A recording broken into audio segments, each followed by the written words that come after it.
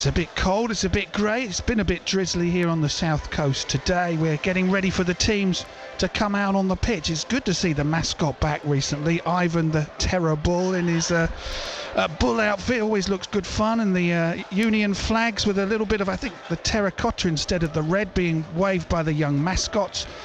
We'll give you the two teams in a moment. We'll have a full live commentary here today on Weymouth against Worthing. Before we do, let's say hello to our regular Weymouth summariser, their former player and manager Ian Hutchinson. Good afternoon, Hutch. Good afternoon, Cliff. Good to be back. It is good to be back. And here we've got Weymouth in their best form probably of the season. Some of the stats is the best form since the Mark Molesley era. Bobby Wilkinson seems to have turned a corner. But that said, today's opponents are currently on a very, very special run. Worthing second in the table. What are your thoughts ahead of this one? Well, first and foremost, it's going to be a very tough game, isn't it? Worthing, top of the form league at the moment. I'm actually quite looking forward to seeing. I think they play very good football. Apparently, they've got the lad up front, Ollie Pearce, I believe, who's been banging him in left, right and centre. So it's going to be a really, really tough day for Weymouth. But having said that, like you say, the form's been superb. Won 4, lost 2 in the last 6. Bobby's really turned them around, and you know, it's amazing what a month or 2 months makes in football, because Bobby was under pressure. It's as simple as that. And I'm glad he's turned it around. He wears his heart on his sleeve, passionate.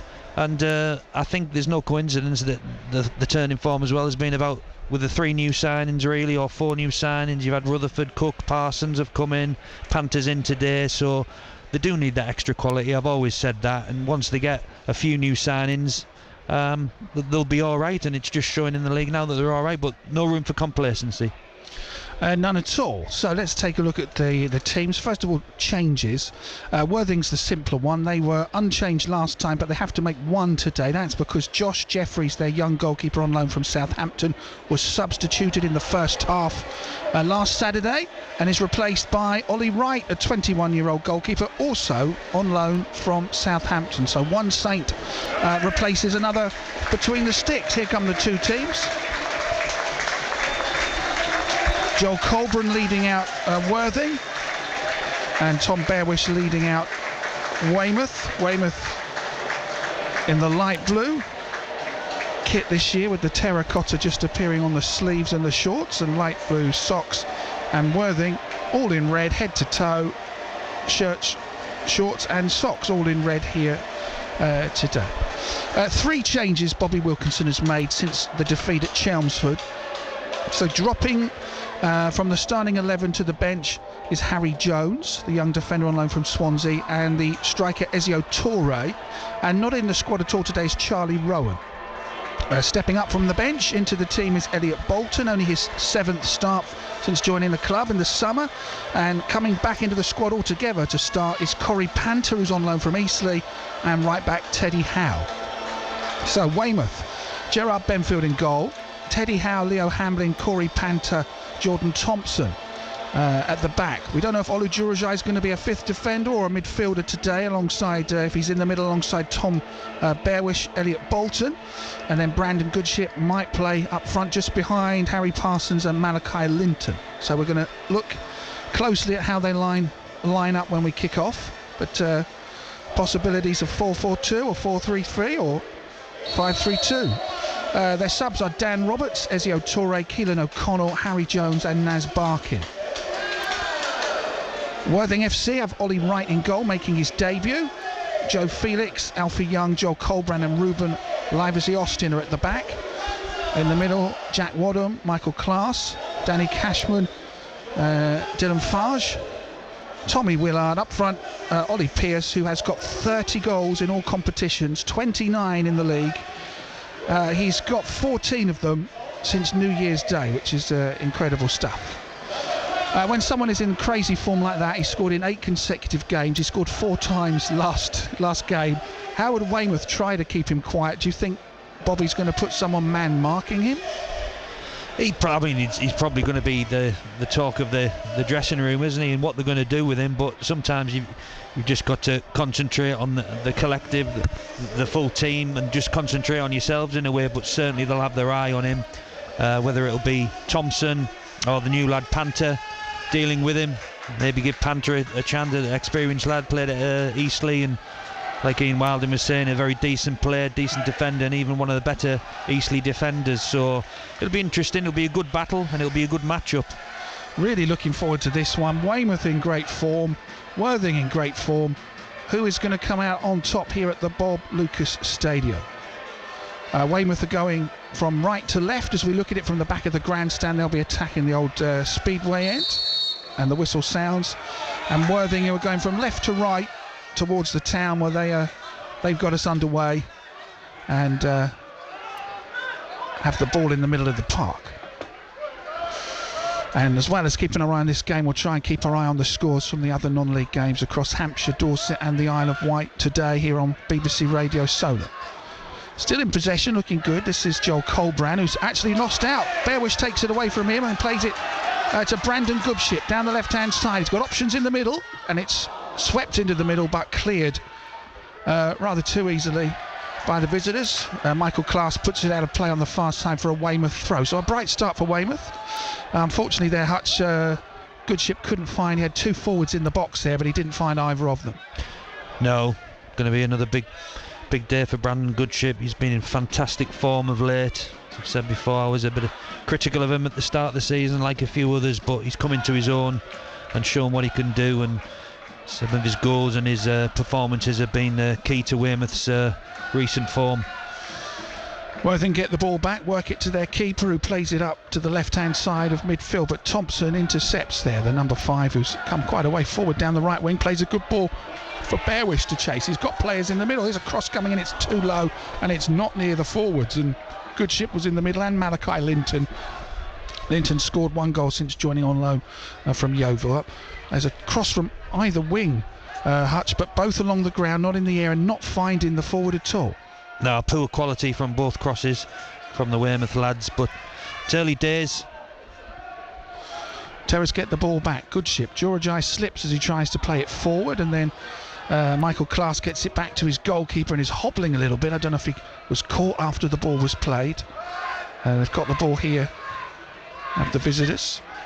Farge has got it out on the right hand side. It's forced back by Leo Hamlin into his own half, and Joe Felix plays it across the defence as Worthing build from the back, play it long forward. It's not going to get past Weymouth's number 4, Corey Panther. His first touches since joining on loan from Eastleigh, and he plays it to one side to find a teammate. Now it's forward to Bearwish. Ball forward, Linton leaves it. Goodship is going to try and race on the end of it. He's cursing a little bit because it was just a bit too long and he couldn't keep it in play.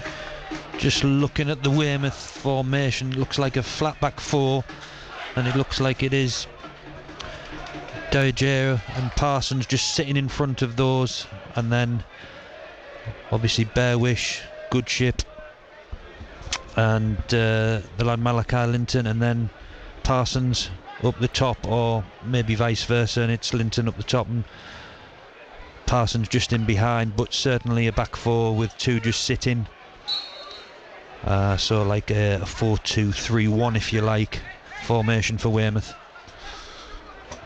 Into the 4th minute, no goal yet. It back in their own half, taking a throw and just about getting away are Worthing, known as the Rebels or the Mackerel Men. I know which nickname I prefer, which sounds more fun.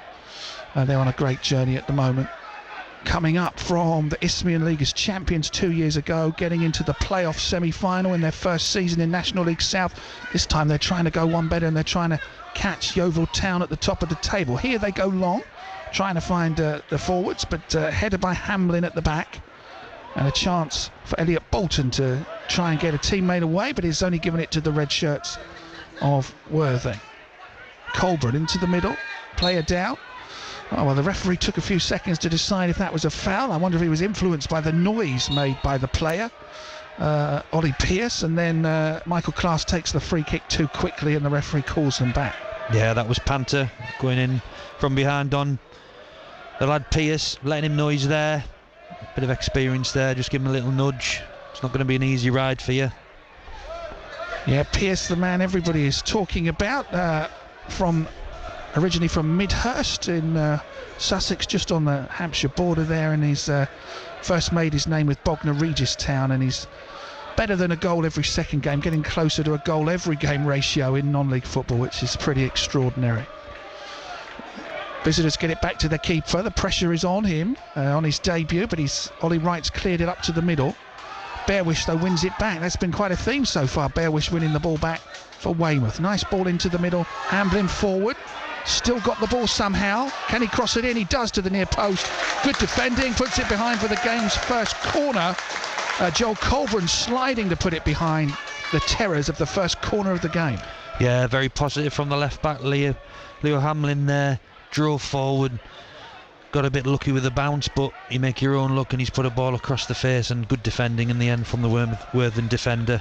Brandon Goodship to take Weymouth's corner, floats it to the back post. Who is there? It's a defender who gets the first header, and it's going to go out. Maybe no, kept in on the right wing. Weymouth cross it in towards the forward. It bounces, edge of the box. Can Weymouth get it back? Goodship's got the ball now. He's got too many red shirts in front of him. He's got to go back into the middle of the park. And then Howe plays a interesting ball. I think it's just overhit, which is a shame, because that was a nice idea to play it from the right hand side to the left, and Panther on his debut was up there, but it was overhit just a little bit, and a goal kick to Worthing, 0-0. Yeah, really positive start from Weymouth.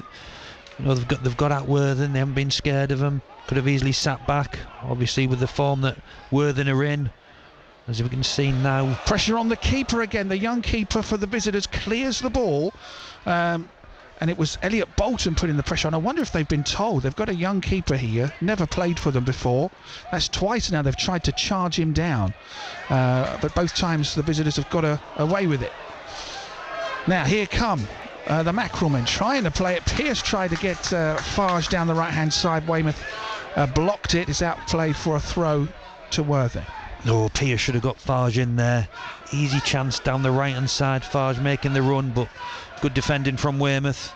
Could have been easily in there. Could have been a dangerous situation for Weymouth. Alfie Young for Worthing. The centre back plays it a few yards to his left back into the middle. Class finds Colbrand, and building from the back, they're going long towards Pearce. Panther's there and wins the header. I think that's going to be a terrific battle today. Corey Panther against Ollie Pearce. Throw to the visitors. This has been, we haven't had a chance yet, but still it seems quite an exciting first 7 minutes for me, Hutch. Yeah, as I say, Weymouth have started positively and looking sharp, both teams. Saying the new keeper for Worthing, Ollie Wright, it's his first game, so they might want to look at that. Weymouth probably doesn't know his defence as the other goalkeeper has, but they certainly like to play from the back, and that where the keeper gets it and passes it across the 6-yard area, so that could be a bit dangerous. Farge, long range shot's going to come in here. It's touched into the net by the visitors. Danny Cashman got the touch. I think the first shot may have been going in, but Cashman stuck out a toe and has put the visitors up. That's his 11th of the season, and it's not the best start for Weymouth. Weymouth 0, Worthing 1. Yeah, it's come out of nothing really, hasn't it? Lads had a shot from 25 yards out. It wasn't going to trouble Benfield at all. And then this Cashman has just come in, predatory-like if you like, and just directed the ball the other way. Benfield no chance, flat-footed, 1-0. And that's it. When you play a team at the top who are in form, can't lack any concentration at all. Really good following as well from the Worthing fans behind the goal, so it's a bitter pill to swallow for Weymouth early on, as they were looking good, looking sharp, but still a long way to go. I mustn't let the heads drop. It was Ruben Livesey Austin, I think, who had the shot, and as we say, it was pretty great play from Danny Cashman to read that and direct that away from the keeper and into the net, and Weymouth almost dribbling straight away from the kick-off, but dribbling their way into trouble, it would seem, and Worthing get it back to their keeper as Harry Parsons decided he wanted to take matters into his own hands but couldn't get through the defence.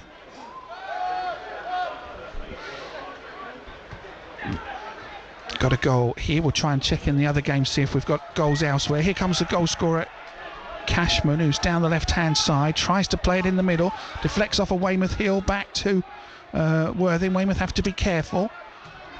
They get it back, but give it away again. Everybody from Weymouth is back in their own half. As Worthing there, who've won 5 and drawn 1 of their last 6, looking pretty comfortable on the ball at the moment, as we're just waiting to see what shape the game takes after that goal. Whether it seems a little bit by the formation now, Weymouth are a little bit more cautious rather than sort of maybe the disappointment or the shock of going a goal behind. Long ball forward, offside flag up as Worthing go on attack. Gerard Benfield didn't take any risk, came out of his goal and headed the ball away before Tommy Willard could get there. But it is a free kick for offside. I guess Weymouth have not to be shell-shocked by falling behind. No, not at all, Cliff. As I said, it is early days. We've started pretty well. Just got to keep the shape, keep discipline. As I said, don't drop the heads. Form's been good of late. So, you know, the game's over 90 minutes. It is going to be tough. It always was against the Worthing side. As I say, we're top of the form league and play lovely football. Look, a very organised, well-drilled unit. So it is going to be hard, and they're going to have tests along the way. But certainly those 4 wins in the last 6 have really helped the cause, and nearer the playoffs than the relegation zone, which is nice, and they don't have to look over the shoulders much as they did. Now, Worthing going on another attack. Ollie Pearce is dribbling it out on the right-hand side. Panther smashes it away into the other half, where the keeper comes out of his goal. He's looking a little bit nervous, the youngster on loan from Saints, and while he's asked for it back, he's played a 1-2 with his defender, and he's had to get back into his goal area. Got it back from Alfie Young, and now Colburn plays it back to him. It's a little bit dangerously here. This is the... Well... Girajai fouls the forward just as there were 3 Weymouth players getting ready to try and challenge the keeper again.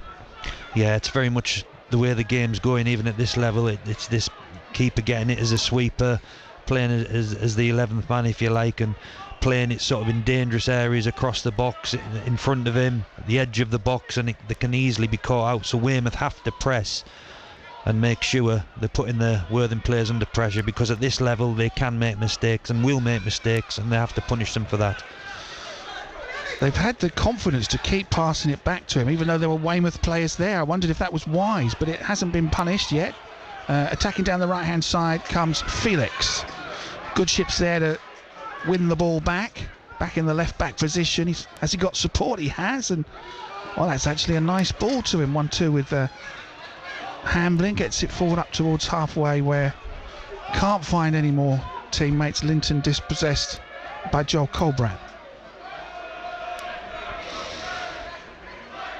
Yeah, and did it make you laugh, Weymouth winning 3 in a row and then 4 in a row, and people were already talking about the playoffs? Was that unrealistic? Because given that they were near the bottom for most of the season. Yeah, I'd say pretty delusional, Cliff, to be honest with you. I mean, you know, it wasn't long ago they were all calling for Bobby Wilkinson's head, saying they're not good enough, we need a change, and all of a sudden a couple of wins and Bobby's the best thing since sliced bread. So that's football, very fickle game. Social media doesn't help, but listen, I think at the start of the season everyone was saying that, you know, mid-table would be a successful season. I know you want to get as high as possible, still a long way to go, and they might get even higher, but let's just concentrate on the now and where they're at, not thinking of playoffs at this moment in time. Well, they've given the ball away here, but Howe wins it back. Teddy, he's brought down. That could very well be the game's first caution. He's rolling around in pain. It is a red card. A straight red card. So the visitors are down to 10 men. They've got the goal, but they are a man down.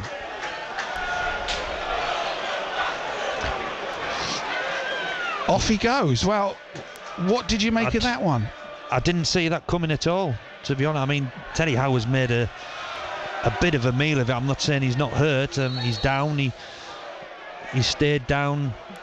Couple of rolls, couple of triple salcos, but he might be hurt. But the Worthing fans are. But I didn't see that coming at all. In this day and age, though, I mean, if we haven't got screens to slow it back and see the slow-mo, and you know, it does make it look a lot worse. But surprised, I must admit. But what a great opportunity for Weymouth. This is now against the 10 men of Worthing. I mean, he's a diminutive character, the lad going off as well. He doesn't look the type who who has any malice in him.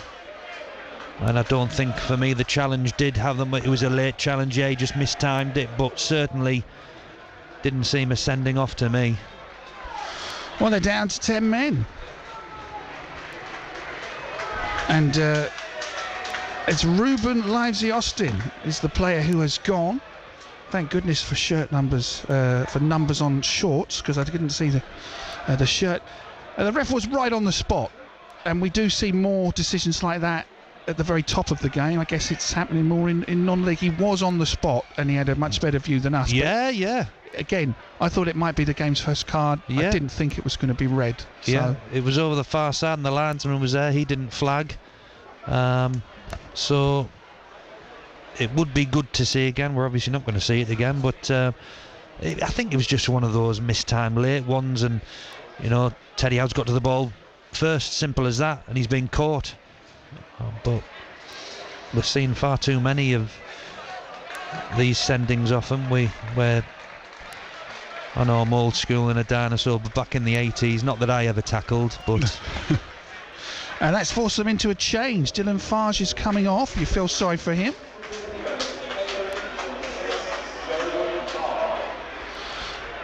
And I think it's Joe Wright coming on. We're not helped by not having numbers on the team sheet of the substitutes, but number 6 is on for number 22, and you've got to feel sorry for Dylan Farge, who showed some good touches. He's been sacrificed in a tactical move here.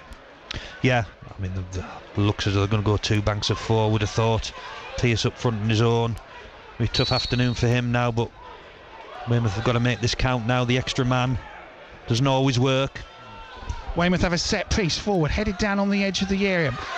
Bearwish touches it to one side, cross comes in and is blocked. Is that a handball? Not given with the referee, but the corner is from Jurajai.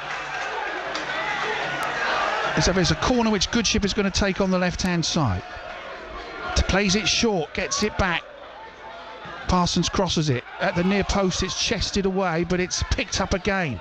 Harry Parsons into the area. Brandon Goodship cuts it back, and the defence clear it. One defender stuck out a boot, then Joe Felix cleared it into the other half. Weymouth have a bit more urgency now here, sensing they might have a chance in the initial moments of shock after Worthing have a man sent off. Ball into the area. Linton heads it down. Shot comes in from Bearwish and is blocked. And Felix taking his time to get it away into the middle. Class plays it back into his own penalty area. They are not afraid to pass it around, and now they almost got punished there. Back to the keeper, not putting the pressure on him this time. You're saying about the good football they play. They are not scared, Worthing, to play it around the defence, back to their keeper, back into the area, when my instinct was that's a bit dangerous. Yeah, that's obviously what the manager wants. I mean, he wants them to be brave on the ball. He's happy for them to do that. It's very similar, I think, to Southampton, what we saw last night, with the way that their manager wants them to play, be brave. He wants to stick to the pattern. It didn't work at the start of the season, but they're having the rewards now. So the keeper's getting it, 2 lads on either edge of the 6-yard box, passing it. And, heart in the mouth stuff for if you're a Worthing fan, but that's the way he wants to go about it. And I do like to say, if it works, it looks lovely, very pleasing on the eye. If it doesn't, you've lost 3 points. I guess if you've got the players to pull that off, but normally you're taught not to mess around like that. But now Thompson for Weymouth plays a long ball up from the back. Jurajai nods it on. Goodship might get a chance here against the keeper. Is out, and the keeper is brave and wins the ball. Ollie Wright first to the ball, gets there ahead of Brandon Goodship, and if he timed that wrong, they could have been down to 9 men, but he timed it perfectly. Yeah, good keeping, good positive keeping from Ollie Wright. Just looking at what the clubs are saying, Worthing aren't really commenting on the red card, but Weymouth's take on it was a lunging challenge, so that could very much have a big bearing on this game. Pierce finds number 20 Wadham into the area. Keeper is out, Gerard Benfield.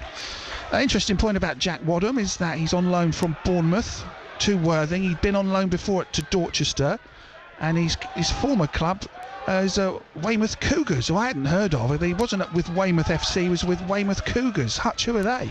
Yeah, Weymouth Cougars are a youth side, youth set-up. Funnily enough, Andy Harris, who played for Weymouth, legend here, scored that famous goal against Nottingham Forest. He's big into Weymouth Cougars, runs a lot of the teams and oversees things, and smashing bunch. Like they've got Weymouth Youth, but Weymouth Cougars are a separate entity, and got a lot of youth players from, I would have thought, from really young age up all the way to under 16, I believe. Play on the local parks. The Marsh is their local ground in Redlands. So yeah, he's obviously a local boy, and done good, which is great to see for local lads coming through and getting in the professional game. Thompson from Weymouth at the back. No, he's not got that one right. He's just launched it out of play for a goal kick. He was trying to find Bearwish. Dorset Echoes take on the red card. Naughty challenge, heavy contact. So nobody seems to be disputing at the moment the dismissal. It was right in front of the ref. I thought it was going to be a yellow. It was a red, and maybe Weymouth can use that to their advantage. Yeah, well, Neil Walton's just to our right, who's the Dorset Echo reporter, so we'll take his word for it. Well done, Wally. He's got a better view slightly of it than we had. Now, Pearce plays a terrific ball out to the left wing where it's controlled. What are the options of the wide man? Head down. Felix crosses it to the back post. It's overhit, and it's a goal kick. Don't know what the oohs and ahs were. That was nowhere near Ollie Pearce. And as we've got what looks like a bit of driving rain, we are lucky to be under the roof here, but looks like it's a bit wet out there as well.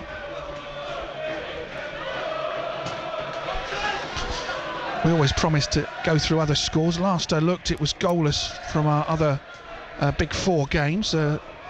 Dorchester Town, though, were 2-0 up away at Bracknell, which is terrific. Now here come the visitors. This is Pearce, long way out. He's probably got the confidence to shoot. Keeps dribbling towards goal. His shot hits the backside of Panther, and the keeper picks up the loose ball.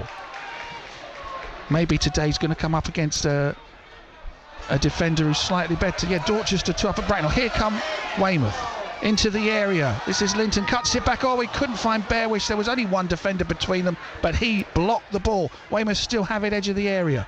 Dribbling. Oh, and then he tried to play a shoot pass rather than shoot, and his hopping man is Harry Parsons because his teammates were not on the same wavelength, and they've given it cheaply back to Worthing.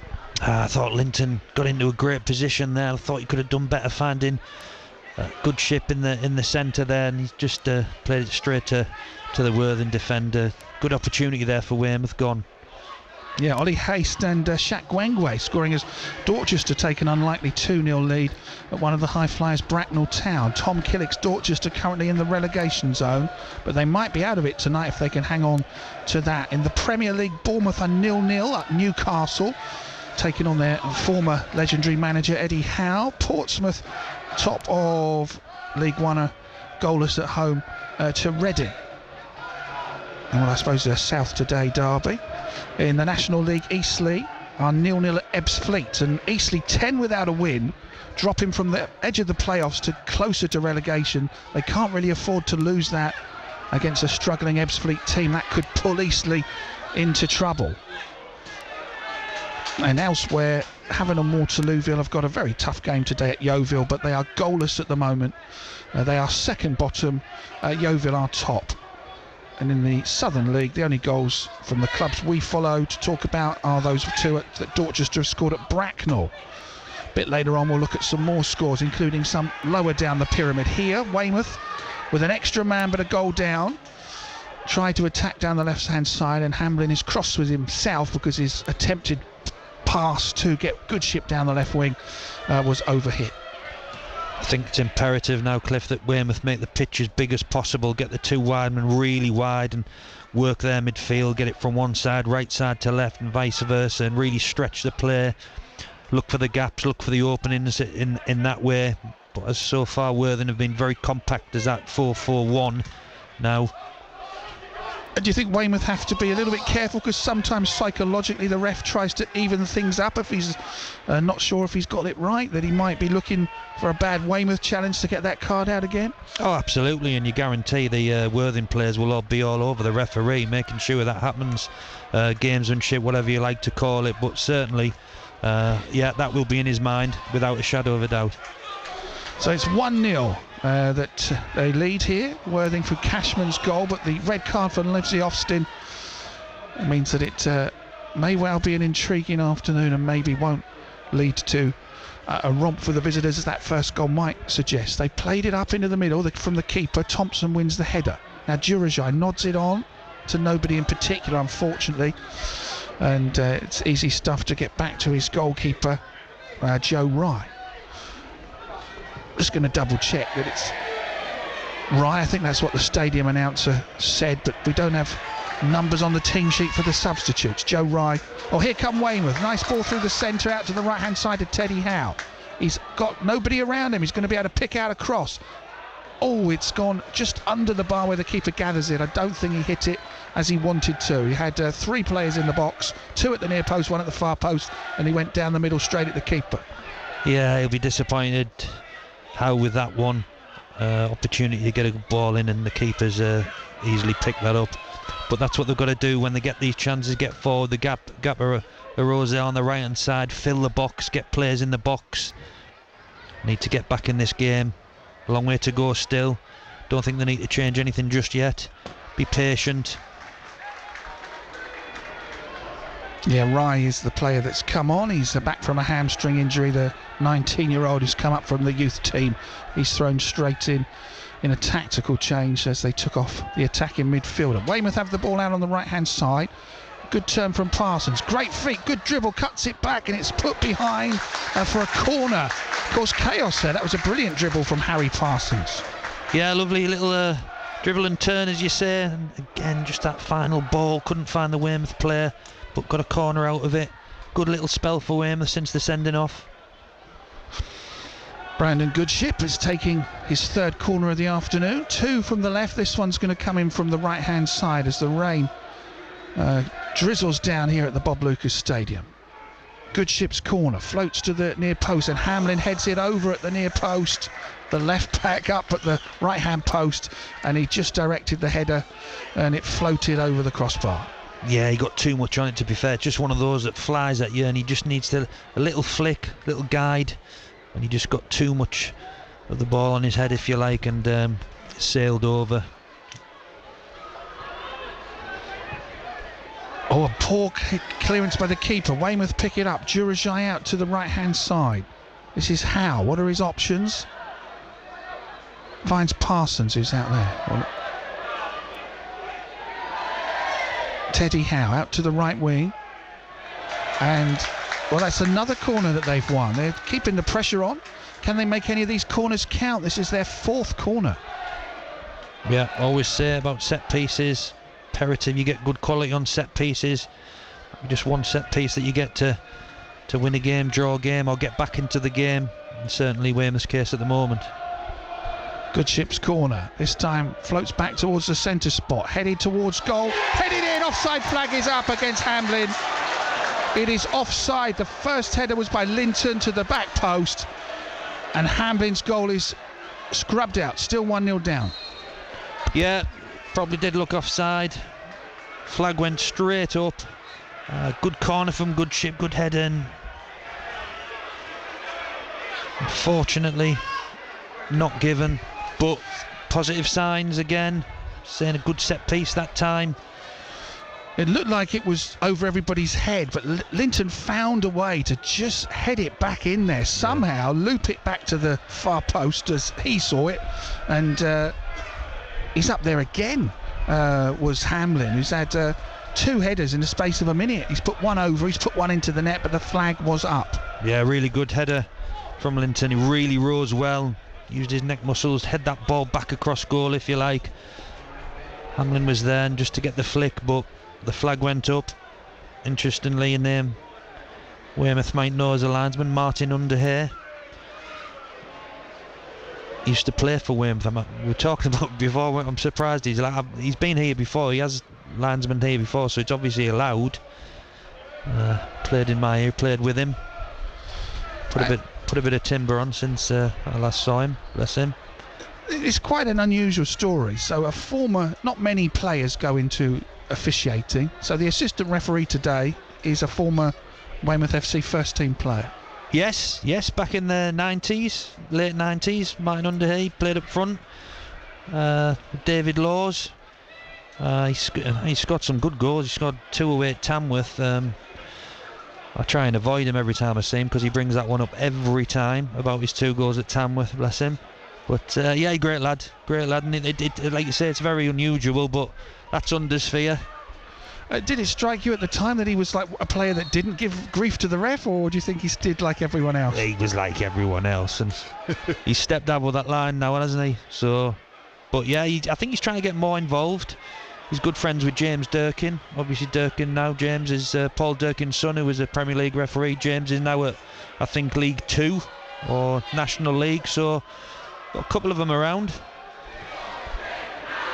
Ollie Wright takes the goal kick. It's a good one, gets over halfway, but Weymouth work it back into Worthing's half, and Parsons is fouled, a push in the back. It's a free kick to the Terrors. And saw Calvin Brooks earlier on, Weymouth player, has had not played for a few games. He tells me he's not going to play until next season. He was in the back of the stand in the sort of director's box with a crutch. That's not good, Ian Hutchinson. He's been a regular part of the furniture here. Weymouth attacked the ball into the area. Linton heads it. He was having his shirt pulled. He got a header on the ball in the area, but straight at the visiting keeper. Good strength from Linton again. Got his head on that one. Could be an area Weymouth look to get balls into him. Looks a strong lad. Yeah, it's a big loss. Calvin Brooks being a stalwart here, a second time around as well, and experienced head, knows all about Weymouth, knows about this level, so that's a big loss. Weymouth go through the middle. This is an opportunity. The shot comes in, but it's straight at the keeper. They've had getting more and more efforts. This one was from Teddy Howe. Yeah, a bit of hesitancy there from Alfie Young and the back there for Worthing. Teddy Howe nearly got in. Well, he did get in. It's a weak effort though, and never troubled right in the goal. Weymouth build from the back. Hamlin's got it now at the left back position. Not the best ball forward, just given all too easily back to the visitors, who have the 1-goal lead here at the Bob Lucas Stadium. But good stuff from Elliot Bolton to win the ball back. He thought he was fouled, not given. Bearwish on the ball. Durajai. That's a nice ball if Bolton can get on the end of it. He does. Elliot Bolton down the left wing. Linton's in the middle. The cross looks for him. He gets the header. It's wide. I think it deflected, or someone got there just ahead of him. It is another corner for Weymouth. Yeah, again Linton getting in the box, looking strong, putting himself about. It's a good spell this last 10 minutes. Play to his strengths. That's what his strengths are, obviously. So get that ball in the box. Corner to the near post is cleared. This is a very good atmosphere from both sets of fans here at the Bob Lucas Stadium today. Parson dribbling the ball, then plays it into the area. On the left-hand side is Hamlin. His cross is good to the back post. Oh, they've all missed it. Thompson was up there as well. I don't think he could get on the end of it. He's played it back to Howe, who attacks again from the right-hand side. Teddy Howe dribbles, cuts it into the air, and it's volleyed and saved.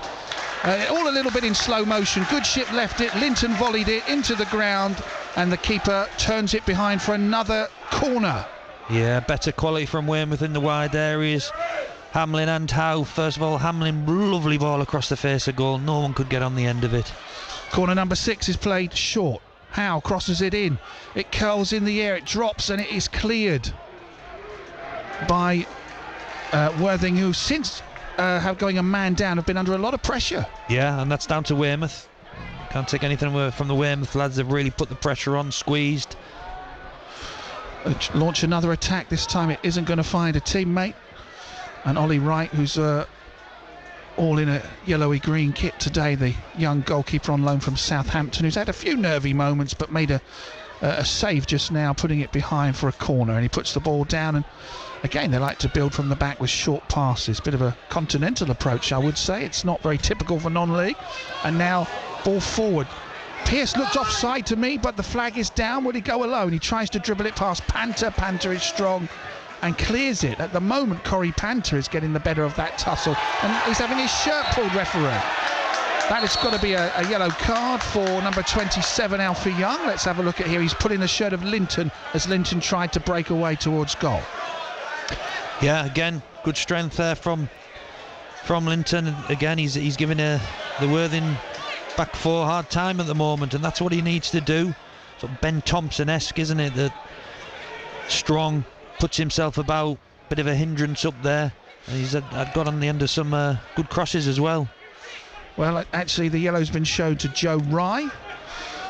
So it is not Alfie Young. It is a caution for Joe Rye, the substitute, as Weymouth have a free kick just inside the visitors' half, which Brandon Goodship is going to take. Far too far away from goal to shoot, but he's got 5 or 6 players he could aim for up there. High line being played by the visitors. Touches it off to Jurajai, gets the ball back. Is he going to go on a dribble here? Brandon Goodship plays it to the visitors, who now break. Class gets it through to the number 23, bearing down on goal. He passes it into the middle, and a terrific tackle comes in from Elliot Bolton to get it away from Ollie Pearce after Felix was a little bit unselfish there. He could have probably done better and shot by himself. He tried to find the Pearce, the goal-scoring machine. Weymouth's defence again marshalling him well. Yeah, mistake from Goodship there, trying to play short, and then they've got caught out on the counter there, and a bit of a let-off there for Weymouth.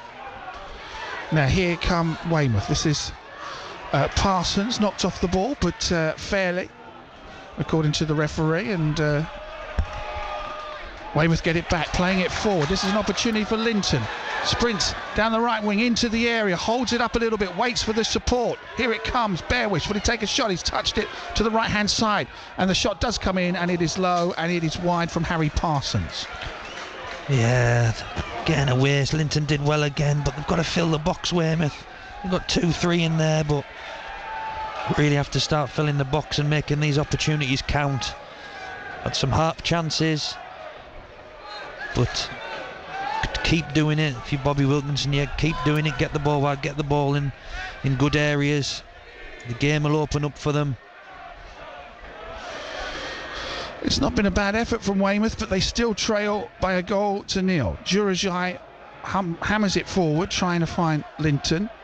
Rain pours down. Jurajai gets it back to Howe on the right wing. And while they try to get it in the air, they get it away to the visitors as Bolton's pass is misplaced. And Thompson does really well to defend, because if he'd not won that ball, there would have been 2 players bearing down on goal. And then no advantage played there. The referee didn't spot. He's given Weymouth a free kick on halfway. He did not spot that Elliot Bolton was in a really good position to run towards the penalty area.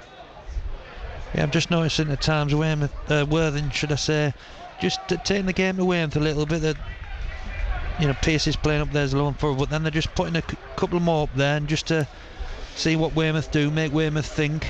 Obviously they've got the 10 men. I think they're making another substitution here. Wow.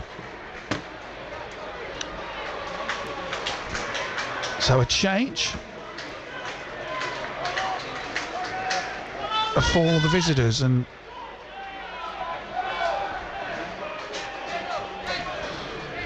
Michael Class is the player who's come off, and number 4 the player who's come on. We don't have the number on the team sheet. I've got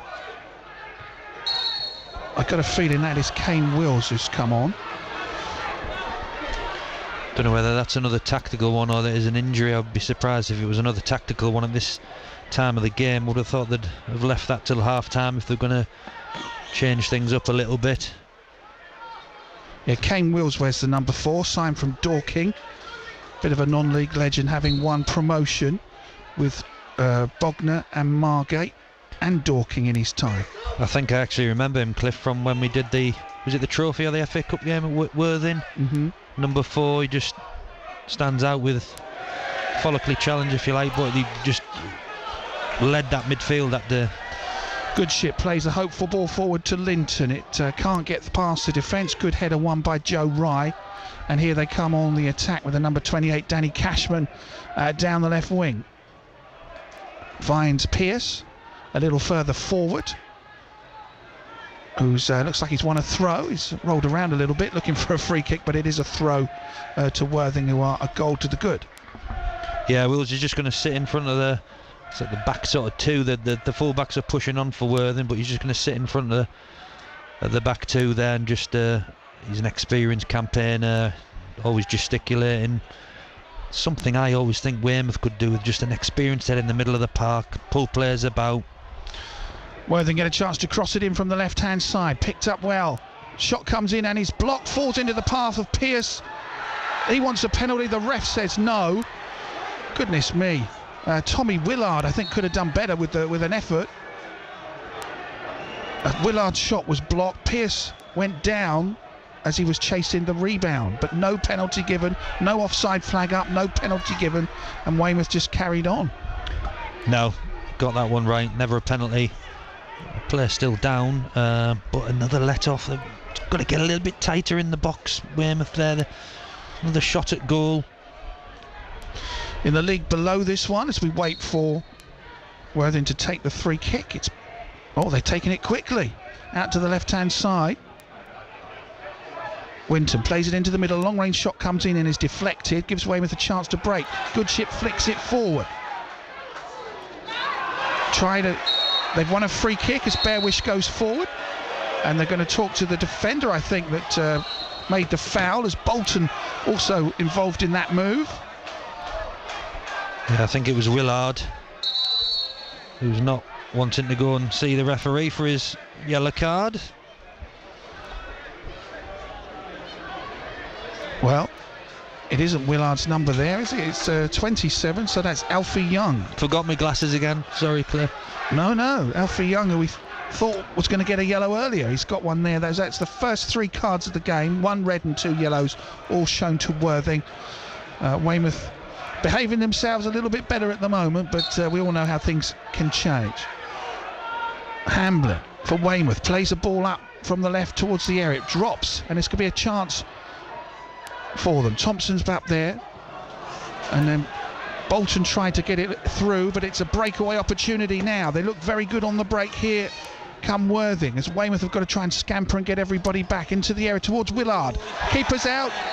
It is a penalty, and it's going to be a card for the goalkeeper as well. The yellow comes out for Gerard Benfield, and Willard, he got there ahead of the keeper. He went down, waited for the contact. Was that smart play, or was that any doubt in your mind if that's a penalty or not? No, it's deemed a Stonewall penalty for me. We're a long way away where there's contact. There was no argument from Benfield, but I mean, he's just right on the edge of the box on the left-hand side. He's going nowhere. He's going away from goal. Just stand on your feet. It doesn't have to go down.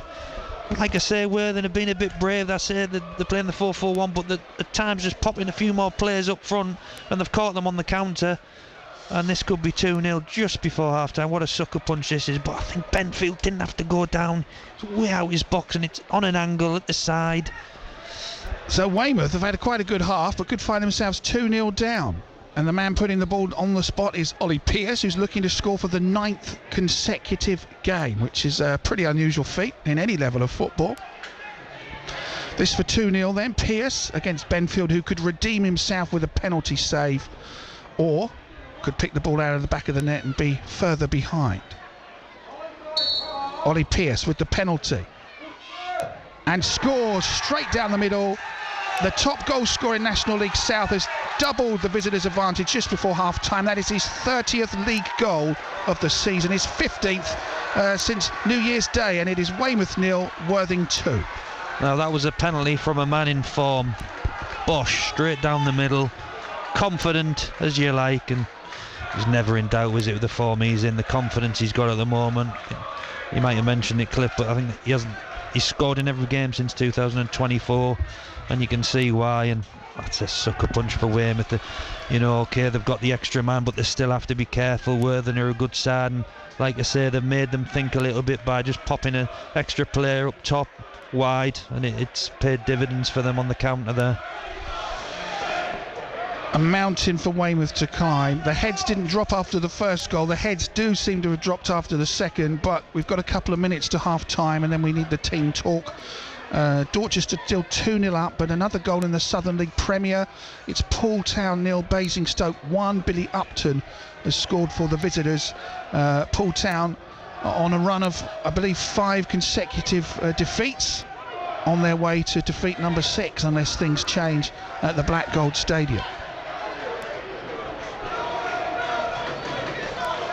And just let's check in on some of the other Dorset teams that we haven't mentioned yet. Wimborne Town are 2-0 up on their travels today against Yatetown. A win will take them back on top of the table in Southern League Division 1 because Frome Town won last night to go on top. Wimborne will go back on top if they win that game. Now Weymouth, that's a great ball which is going to get... Oh, he didn't keep it in play. What happened there? I don't know if he misjudged the flight of the ball. Panther played it out for Howe, but it looked like he was going to get it, but he didn't. Don't know if it's a bit more blustery out there than we think, and the wind's taking it. But and let's check in on Portland United, who in the Wessex Football League taking on the team top of the table in AFC Stoneham today, and doesn't appear to be any updates yet on that fixture. Not too far away from us here. Ball comes in. It is another corner for Weymouth. Time up on my stopwatch. And but Weymouth have a corner. It would be nice if they could get a goal back. 5 added minutes to come. And Portland 0, Stoneham 1. Sampson, the scorer for the visitors, who are top of the league. Weymouth's corner here, looking for a goal back before half-time, is headed away to the edge of the area where Bearwish does very well to get it back out towards Brandon Goodship. Wriggling gets it forward to Bearwish. They've done very well here, but he couldn't pick him out again. This time he couldn't get past Danny Cashman. I suppose that's the danger here. Weymouth do look quite good going forward, but we've seen a few times today how good Worthing are on the break, and there could be quite a big score here in the end. Yeah, they're not scared of getting bodies forward on the break, are they? I mean, a lot of teams would come here and just park the bus, wouldn't they? But Weymouth, fine vein of form, haven't they? Got a goal scorer banging them in. They're not scared. They were 1-0 up at the time of the sending off, so they're probably not going to change that much, to be fair. They've got quality all over the pitches, as we can see. And as I say, the real sucker punch for Weymouth just before half-time. But got to keep the heads up, get in there, have a cup of tea or whatever they drink these days, and regroup and come up with a plan. Second half, I think he has got to change it now, Bobby, for this second half. It'll be interesting to see what he comes up with. We'll need to change things. They're playing against an extra man, but they are 2-0 down. Former Weymouth player Jake Wannell has given Yeovil the lead against Havant and Waterlooville at the Huish, and Eastleigh are going to go in 0-0 at half-time unless there's a goal in the 1 added minute at Ebbsfleet. Weymouth on one last attack. It's been intercepted and broken down, and the second goal came from a goal on the break. And now, what's the referee spotted here? Because there was an off-the-ball foul, almost a sandwich on a player who's gone down holding his face. If the referee saw that clearly and it's as bad as the player's making out, we might see another card here. It's number 4 is going to be talking to Corey Panther on his debut. It's a yellow card for him. Yeah, it seemed a cynical challenge. Halt to play, just probably a good foul, if you like, because Worthing were on the break again, and he's just halted play. A bit of experience there, just pulled him back and got the free kick to stop the attack. And having said after the first 3 cards all went for Worthing that Weymouth were behaving themselves, of course now it's a yellow card for Benfield and a yellow card for Panther as Worthing go into the area towards Pearce, touches it out to the right hand side to Willard. Forced to go back to Colbert. Willard's got the ball. They're not going to be in any real rush here, I don't think. Bearwish wins it back. He's had quite a good afternoon, even though his team are 2-0 down. They got it up towards Linton, but the visitors get the ball back. 2-0 in the drizzle here at the Bob Lucas Stadium. It's a strange one because I don't think Weymouth have played that badly. Maybe they haven't always got the best cross into the box or done as well as they would like with all those corners, but they have played well. They have had a couple of chances. Hutch it. They're going to go in half-time 2-0 down. Yeah, possession-wise, they've had a lot of it, haven't they? Obviously, since the lad got sent off as well. But yeah, they've done okay. But it's just in those wide areas, just getting the quality, and starting to see a little bit quality from Hamlin and Howe on the flanks, getting balls in, and Linton was getting on the end of it. But that's what they need. They need that quality in this situation now to create chances. Said about changes there. We've got Roberts, Torre, O'Connell, Jones and Barkin on the bench. The last 2 have just joined on loan. They're quite inexperienced. We are still playing here. Roberts, Toure and O'Connell, though, have got a goal thread about them. We know they can all score, Toure especially. Yeah, absolutely. If you're going to bring anyone, it's going to be Toure. But even they can change it, really, and they can go 3-4-3 maybe, be a bit more offensive. Still playing here, and with Weymouth 2 goals down. So it's a throw to the Terrace back in the left-back position. Jordan Thompson plays it out to Howe on the right-hand side. They have made the extra man count in terms of they've fallen further behind, and then Howe's ball forward does not find Parsons, and now they're going to break again. They're so good on the break. At least this time there's plenty of Weymouth defenders back there as Felix comes in, and that's a really good pass to find Wills. Here they come again. Number 20 is Wadham. Hails from this part of the world. He looks like he's going to have a victory on a trip back home. Good possession at the moment. We can't get the ball off him into the area. This is an opportunity. Lofts it over the keeper, but it's not going away from the goal. Felix tried to lob the keeper. He succeeded, but he didn't direct it towards goal. So Weymouth pick up the loose ball, and now they charge down the left wing. And that's not a bad ball at all, but the keeper's going to come out and get there ahead of Linton. So Hamlin couldn't find him after all. And that is the half-time whistle at the Bob Lucas Stadium. There's some boos out there, which I'm a little bit surprised by. But Worthing 2 goals up. The penalty from Pearce makes it much harder for Weymouth. Danny Cashman got the first goal. In between they had Ruben Livesey-Austin sent off. Weymouth's best chance, I think, was from Malachi Linton, who was denied by a save from young Saints keeper Ollie Wright. Hutch, what have you made of what you've seen? Well, I've seen a very good Worthing side. Even when they went down to 10 men, they still look very organised, and they're not scared to take the game to Weymouth still with 10 men. They're obviously buoyant at the moment with the form they've been in, but Weymouth have fits in the start, showed some good little attacks, certainly down the flanks, but it's just that last final ball, the quality ball into the box that they're lacking at the moment. I'm sure Bobby will be in there, going to make a few changes, play 3 at the back, and then be more offensive, I'm sure, in the second half. Thanks, Hutch. Ian and I'll be back for the second half, live from the Bob Lucas Stadium. Jordan will give us the half-time updates. We shall be back to see if there's any Weymouth comeback or if it's going to be a routine win for the visitors. At half-time, it is Weymouth 0, Worthing 2. It is a penalty, and it is possibly, it's going to be a card for the goalkeeper as well. The yellow comes out for Gerard Benfield. Ollie Pearce with the penalty. And scores straight down the middle. The top goal scorer in National League South has doubled the visitors' advantage just before half-time. That is his 30th league goal of the season. Howe wins it back. Teddy on. He's brought down. That could very well be the game's first caution. He's rolling around in pain. It is a red card. A straight red card. So there is still some hope for Weymouth, but it's not going to plan scoreline-wise. As ever, get your text, tweets and WhatsApp messages into us between now and the second half on the home of live sport across the south. BBC Radio Solent Sport. Lou's News Quiz. Genuinely never been this excited. Oh my goodness. Every morning at 10:15. You haven't won it yet though, Macy, have you? The big questions. What's the term for someone who is 110 years old? No idea, but super centurion. As I take on the news and sport teams. You're closest to it, Kev. You know that. And you can join in too. When Josie Gibson released a perfume, what did they decide on calling it? Play along with Lou's News Quiz. Jodie's Juice. Every morning at 10:15. Always come last, but you've won it today. BBC Radio Solent. BBC Radio Solent Sport With Ian Wilding.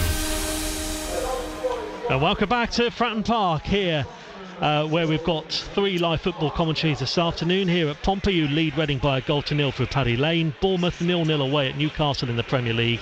And our National League South match sees Weymouth trailing by 2-0 at home to Worthing, but Worthing are down to 10 men. Talking of non-league football then, we've gone through Yeovil leading 1-0 against Havant and Waterlooville. In the National League, Eastleigh 0-0 away at Ebbsfleet.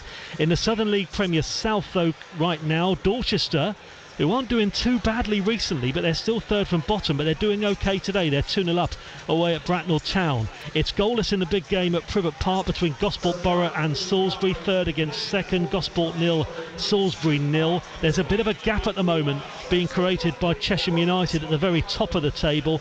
They're currently being held though 0-0 away at Sholing. It's also goalless between Hayes and Yedding and AFC Totton. AFC Totton occupy the final playoff place, Hayes and Yedding 14th, but a big signing for Totton this week, signing Tony Lee from Poole Town, their top goal scorer, and has been for several years. Poole Town themselves though at the moment could be heading for their 7th consecutive league defeat. They're 1-0 down at home to Basingstoke, and it's also Winchester City 0, Hanwell Town 1. In Division 1 South, it's been a good half for Wimborne, who going into the game were 2 points behind top with 2 games in hand. They're 2-0 up away at Yate Town, which isn't easy as well because Yate are 6th, 1 place outside the playoffs. Yate Town 0, Wimborne 2. It's goalless between Bashley and Poulton Rovers, 17th against 18th there. And one match that was postponed earlier due to the weather was Horndean against Sheppey United. Horndean will be disappointed with that because they had 13 points from 6 games going into that game. They've moved up to 13th going into that game in good form, but that match has been postponed. Hello to a number of people who've got in touch here. Keep those tweets, texts and WhatsApp messages coming in. 2 missed chances by Solanke, says Paul Faulkner.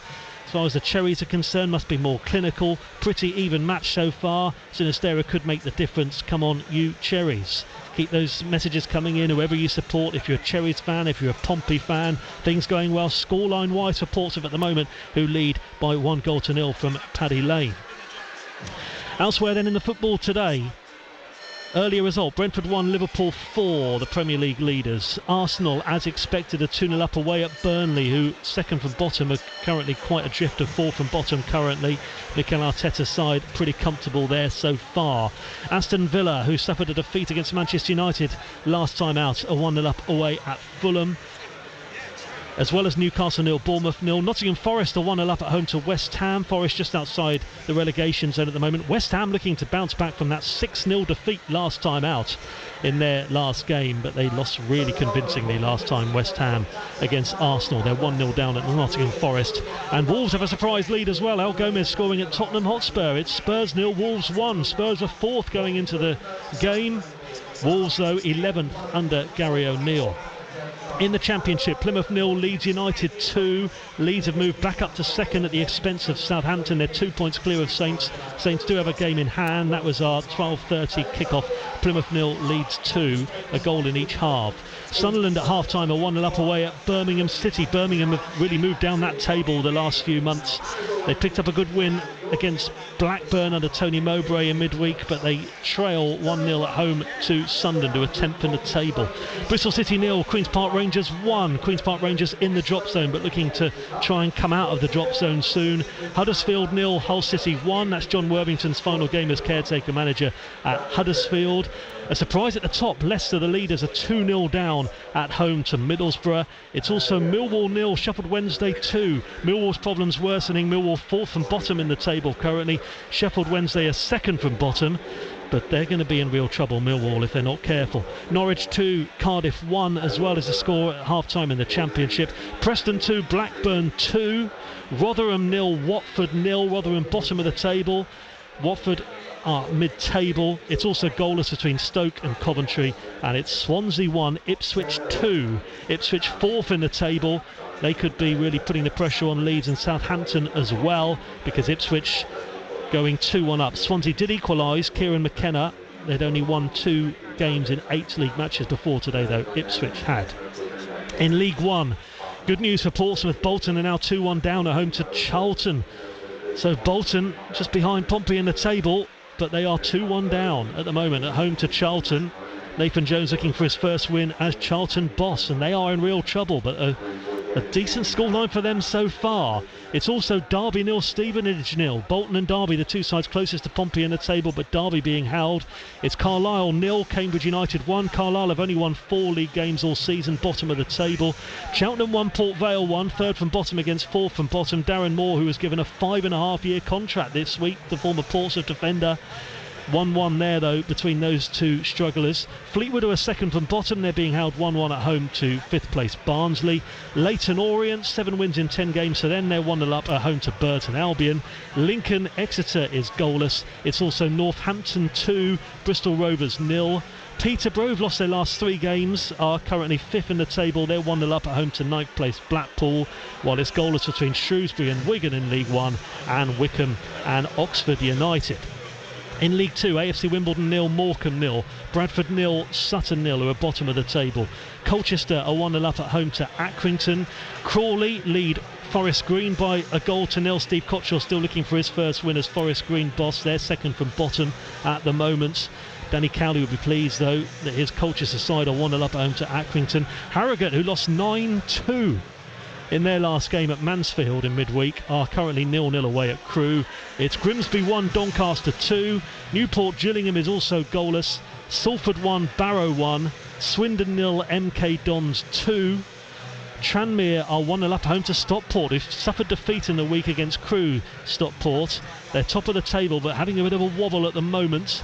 Walsall Mansfield is goalless. Walsall bottom half, Mansfield second going into the game, and the two sides who came up from the National League last season going head to head. Wrexham against Notts County. It's Wrexham 1, Notts County 0. Wrexham 4th in the table, Notts County are 7th in the table. BBC Radio Solent Sport, 3 minutes to go until our sides are back out onto the pitch as well, between Portsmouth and Reading here in League 1, in the Premier League between Newcastle and Bournemouth, and in the National League South. We're going to get the second half underway and cross to you soon with Cliff Pledge and Ian Hutchinson. There was action-packed there, where it's currently Weymouth 0, Worthing 2, but Worthing are down to 10 men. In the National League then, as well as Eastleigh being held 0-0 at home to Ebbsfleet, it's currently AFC Fylde 2, Barnet 2. Fylde took the lead, Barnet going 2-1 up, it's now 2-2. Head-to-head between the sides at the top of the National League, second against top. It's Bromley 0, Chesterfield 1. Paul Cook's side have a 24-point lead at the top of the table, unbelievably. Halifax are 2-0 up home to Woking, who are 4th from bottom in the table. It's Hartlepool 1, Boreham Wood 1. Boreham Wood scoring inside the first couple of minutes there, but Hartlepool taking them back. Kidderminster 0, Dorking Wanderers 0, two sides that are relegation threatened, while it's also Maidenhead 0, Oldham 1. Oldham currently in those playoff places. Oxford City, who are bottom of the table, are drawing 0-0 at home to Southend United, who are just above the drop zone, having 10 points deducted earlier on in the season. It's Rochdale 1, Solihull Moors 1, and Wealdstone 1, Gateshead 3 at the moment. Gateshead going well again. At the moment they are 3-1 up at Wealdstone, and it's York City 1, Dagenham and Redbridge 1. You're up to date as far as the goals are concerned right across the country and locally. Keep those text, tweets and WhatsApp messages coming in. Text 81333, Solent your first word. WhatsApp 08000 321 333, Solent your first word, or you can tweet us at Solent Sports. Tomorrow there's a big game in the Women's Championship as Southampton head to Birmingham. That's 4th against 5th in that one at St Andrews, with Saints 3 points off leaders Charlton. In the National League South, leaders Portsmouth are at home against Chatham Town. That one's a 2 p.m. kickoff at Wesley Park. The Blues are currently 3 points above second place United with a game in hand. There is no game though tomorrow for Bournemouth, Southampton Women's FC or Moneyfields. They're both in action again next week. While in cricket, hosts India are now in full control of the third test against England after a dramatic collapse.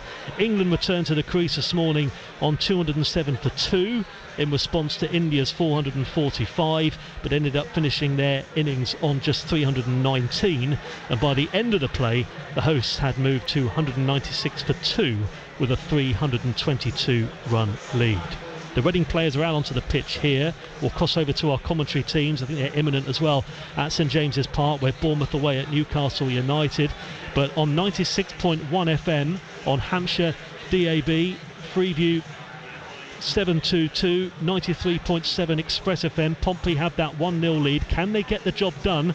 And results at the moment elsewhere going Pompey's way as well. Your summariser for this one for the second half, former Portsmouth striker and manager Guy Whittingham.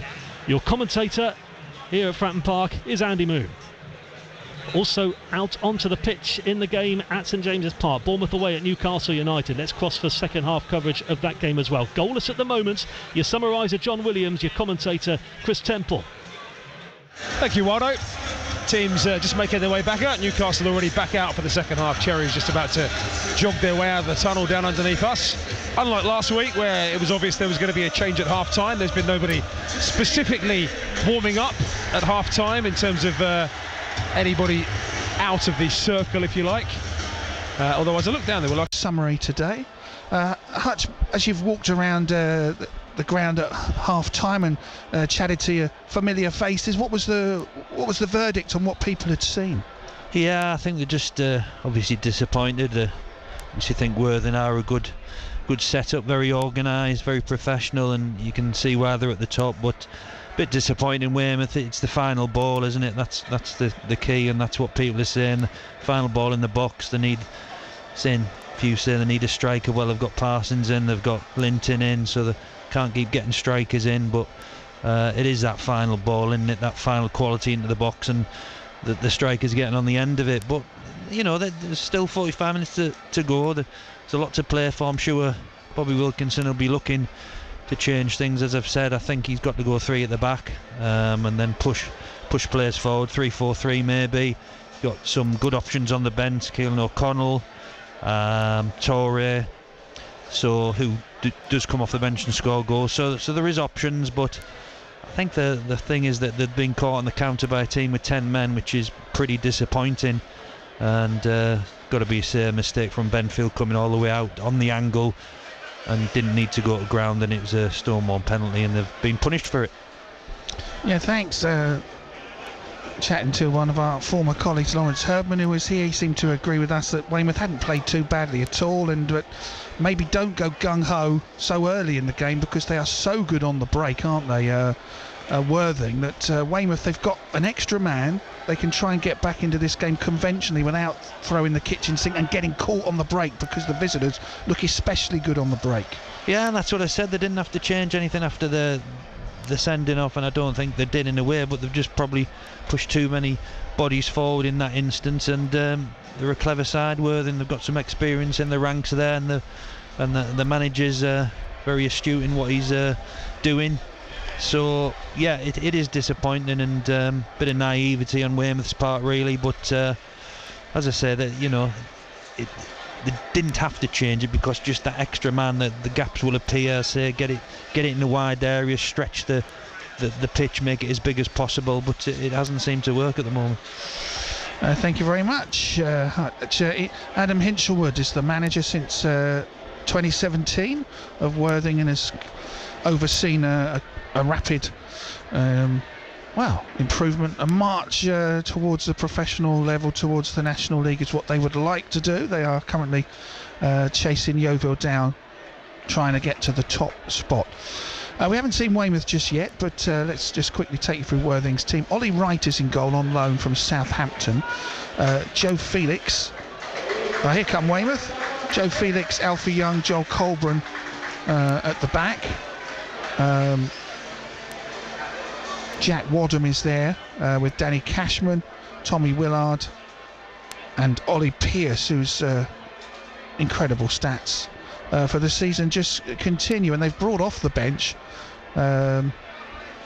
Kane Wills and Joe Rye. Still on the bench if they need them, Jake Robinson and Ollie Starkey, outfield players, and goalkeeper Rocco Rees. Obviously helped to have a goalkeeper on the bench last time out, because they beat Dover in a crazy game 6-4, where they had a goalkeeper injured and brought on the sub-keeper. Not many teams have a sub-keeper. Did notice Weymouth last week did have Jason Matthews on the bench, but I think that was probably to fill the numbers rather than thinking tactics. They don't have a sub-keeper today. So Weymouth have got Gerard Benfield in goal. We're just trying to see if they've changed anybody at the break, but we haven't had... Not all the players are out on the pitch yet. They're not ready to count, because here come all the Weymouth players. Gerard Benfield is in goal. Teddy Howe and Leo Hamblin at right and left back respectively. Jordan Thompson and Corey Panther in defence. Olu Jorjai is in the middle of the park with Elliot Bolton, defensive midfielders. And then Tom Bearwish in front of them. Brandon Goodshibham out on the left. Malachi Linton and Harry Parsons linking up as the forwards, but they showed good promise without actually getting too many chances. We are back underway for the second half here at the Bob Lucas Stadium. And Weymouth launching an early attack, which is easily dealt with at the back by the visitors. As we just going to restart stopwatch for the second half. And Weymouth subs, I don't think we've seen any come on, are Dan Roberts, Ezio Torre, 2 forwards, Keelan O'Connell, who is an attacking midfielder, and then Harry Jones, who's a right back, Naz Barkins on loan from Charlton. I believe he's a defender. Yeah, as I thought, they've gone to 3 at the back. Derajay has just gone in to the back line with Thompson and Panther to make the 3, and then it looks as though it's 4 across the middle of the park and then 3 up top. So yeah, he's made that change which we all thought he would. Had to, really. And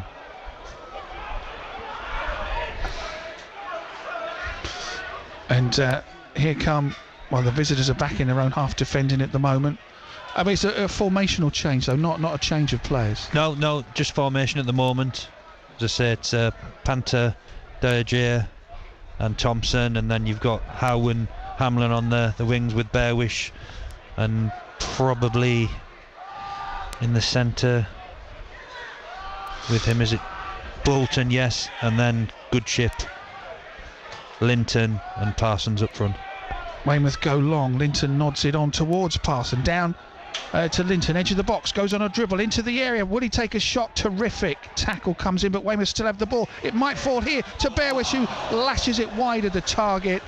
Terrific early start for Weymouth. One attack was stopped by some terrific defending from Joe Rye. The other one ended when Bearwish lashed the ball wide of the goal. Oh, it's set up lovely for Bearwish, just around the penalty spot area, just right of that. And his half volley, he's got to make better connection. It's got to be put down as a good chance, and he's slashed at it, and the ball's gone flying wide. Now Weymouth are making a big appeal here. I don't know if it seems as though Wright passed it to the defender, and then the defender's passed it back to him. He's picked it up and just taken a goal kick. Whether the ball was live or not, I'm not sure. Handling the back pass, of course an offence, but maybe that was not. Definitely 4 or 5 Weymouth players appealed for that one. And amongst the half-time scores, looking around non-league football, well, we'll break away from that because here come Worthing, looking pretty good going forward. This is Cashman out to the right-hand side, and Tommy Willard's got it, edge of the area. He's got 2 Weymouth defenders around him on the right wing. He's struggling to get across it, and he's actually conceded a throw, so good defending from Weymouth to block it and get it back off of the Rebels wide mat. Now at half time in the Southern League, Sholing were 0-0 with the leaders Chesham, which is not a bad half time. Poole Town on the cusp of 6 straight defeats, losing 1-0 at home to Basingstoke, and Wimborne were 2 to the good away in Division 1 South, looking to go back on top of the table. Bashley were 0-0, and in the Wessex League, a bit of a tasty game between 2 local rivals who've got no love lost for each other. It was Portchester 0, Moneyfields 2.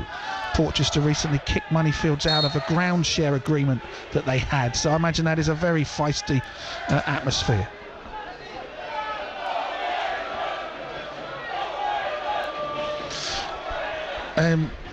You know, we've probably spoken about it a couple of times, but Tom Killick getting the sack from Poole hasn't seemingly worked out that much for Poole, because they are now closer to the bottom than the top, I think, and hasn't seemingly worked out for Tom, because at the moment Dorchester are really struggling, and you would have thought Tom would have weaved some magic at the Avenue, and Poole Town, it was always a gamble to replace a long-serving manager. Matt Tubbs did okay at the beginning, not doing as well at the moment. Any thoughts on either club? Yeah, well, I do think Tom will get Dorchester out of it. I believe they're 2-0 up. They're still 2-0 up, yeah. And so I think they've got enough. I think they've brought in a bit of quality in the lads he's got from Poole, in Dixon, Corby Moore and Spetch. And I think that's the problem with Poole. They haven't replaced what they've lost, really. They've brought players in, and are they as good as or better than the ones they have lost? I'm not so sure. It swings and roundabouts, and Matt Tubbs started well, and things haven't gone so well in recent weeks, but hopefully he can turn a corner there soon and get them back on winning ways. And Tony Lee has made his debut today for his new club, or his second spell with AFC Tottenham. They were goalless at half-time on their travels today. They'll expect to see a return for him, getting some goals, as we see the sight of one-time Weymouth skipper Calvin Brooks coming up the grandstand here on his crutch at the Bob Lucas Stadium. So we wish him a speedy recovery. Breaking news there that he's unlikely to be back for a while, not this season at least, after suffering an injury recently. So he's obviously entitled to that big bag of chips he's walking with as well. I was looking enviously at the big bag of chips. And since we were here last doing a commentary just before Christmas, another Terrors legend has retired. Ben Thompson. We'll just hold off a tribute as the visitors are on attack with Willard down the right-hand side. Georges forced him away from goal, but they keep the ball down the right-hand side. Now into the area. Excellent control from Corey Panther, whose clearance is a clever one.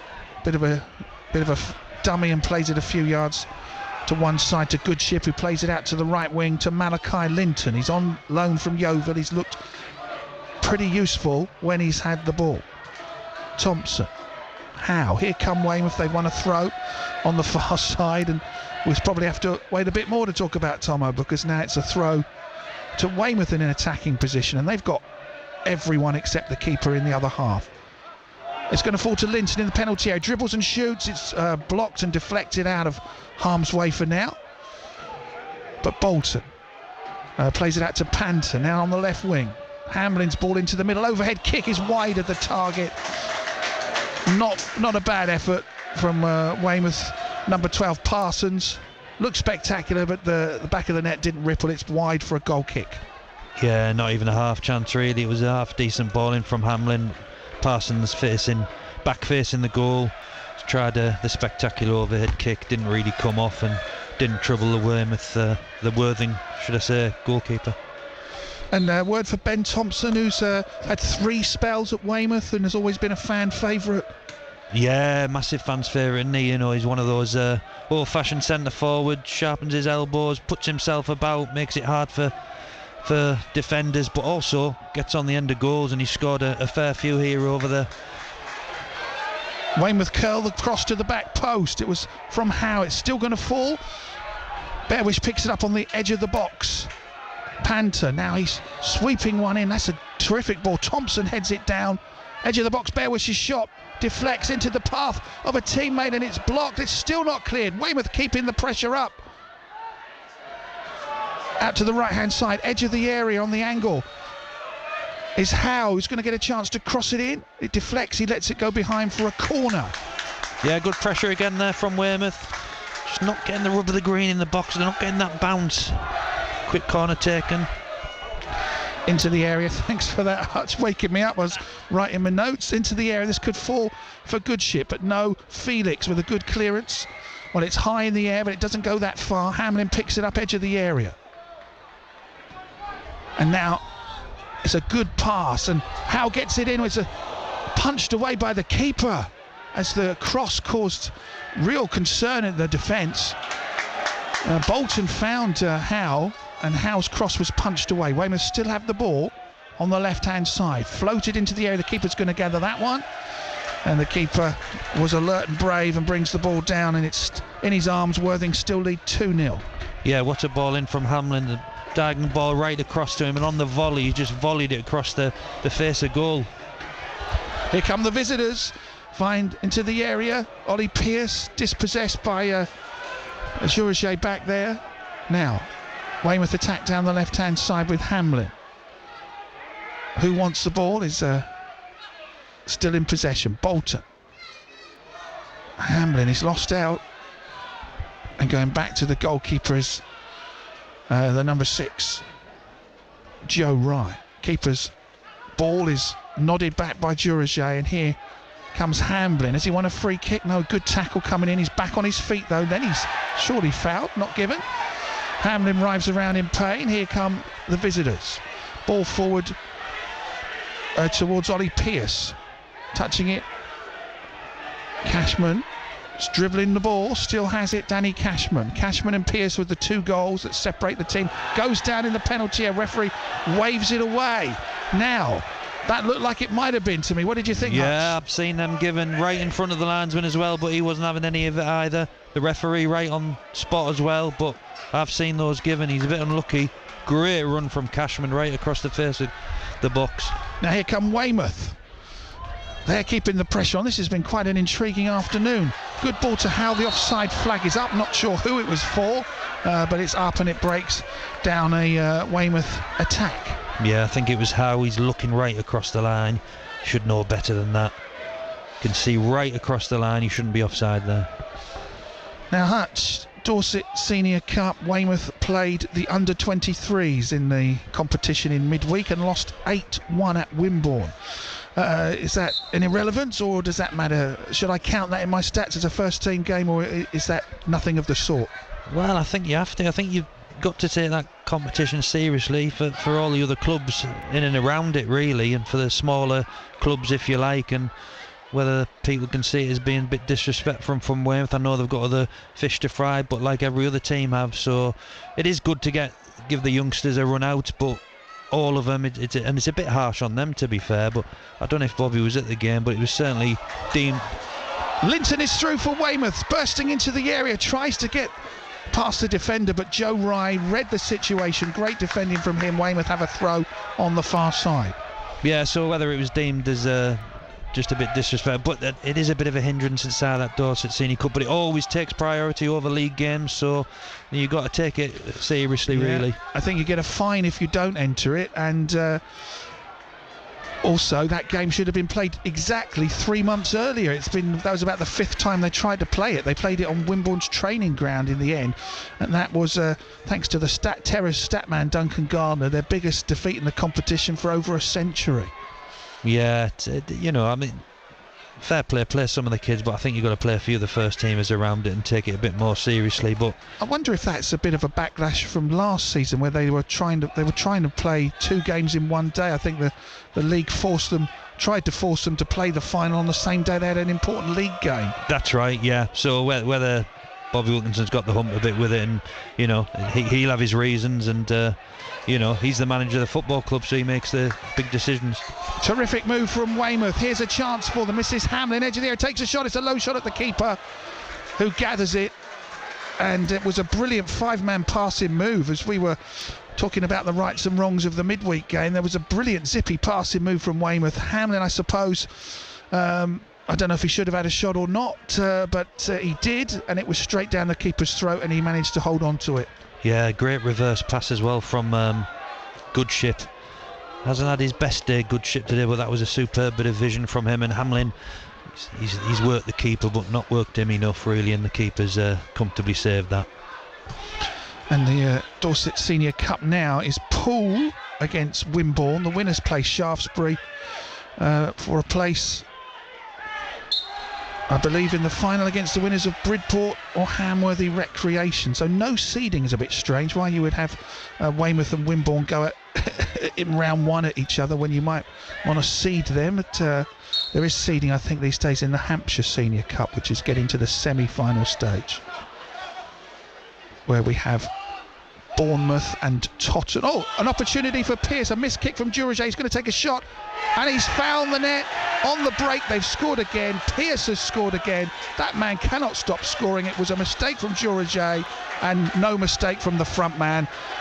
Weymouth 0, Worthing 3.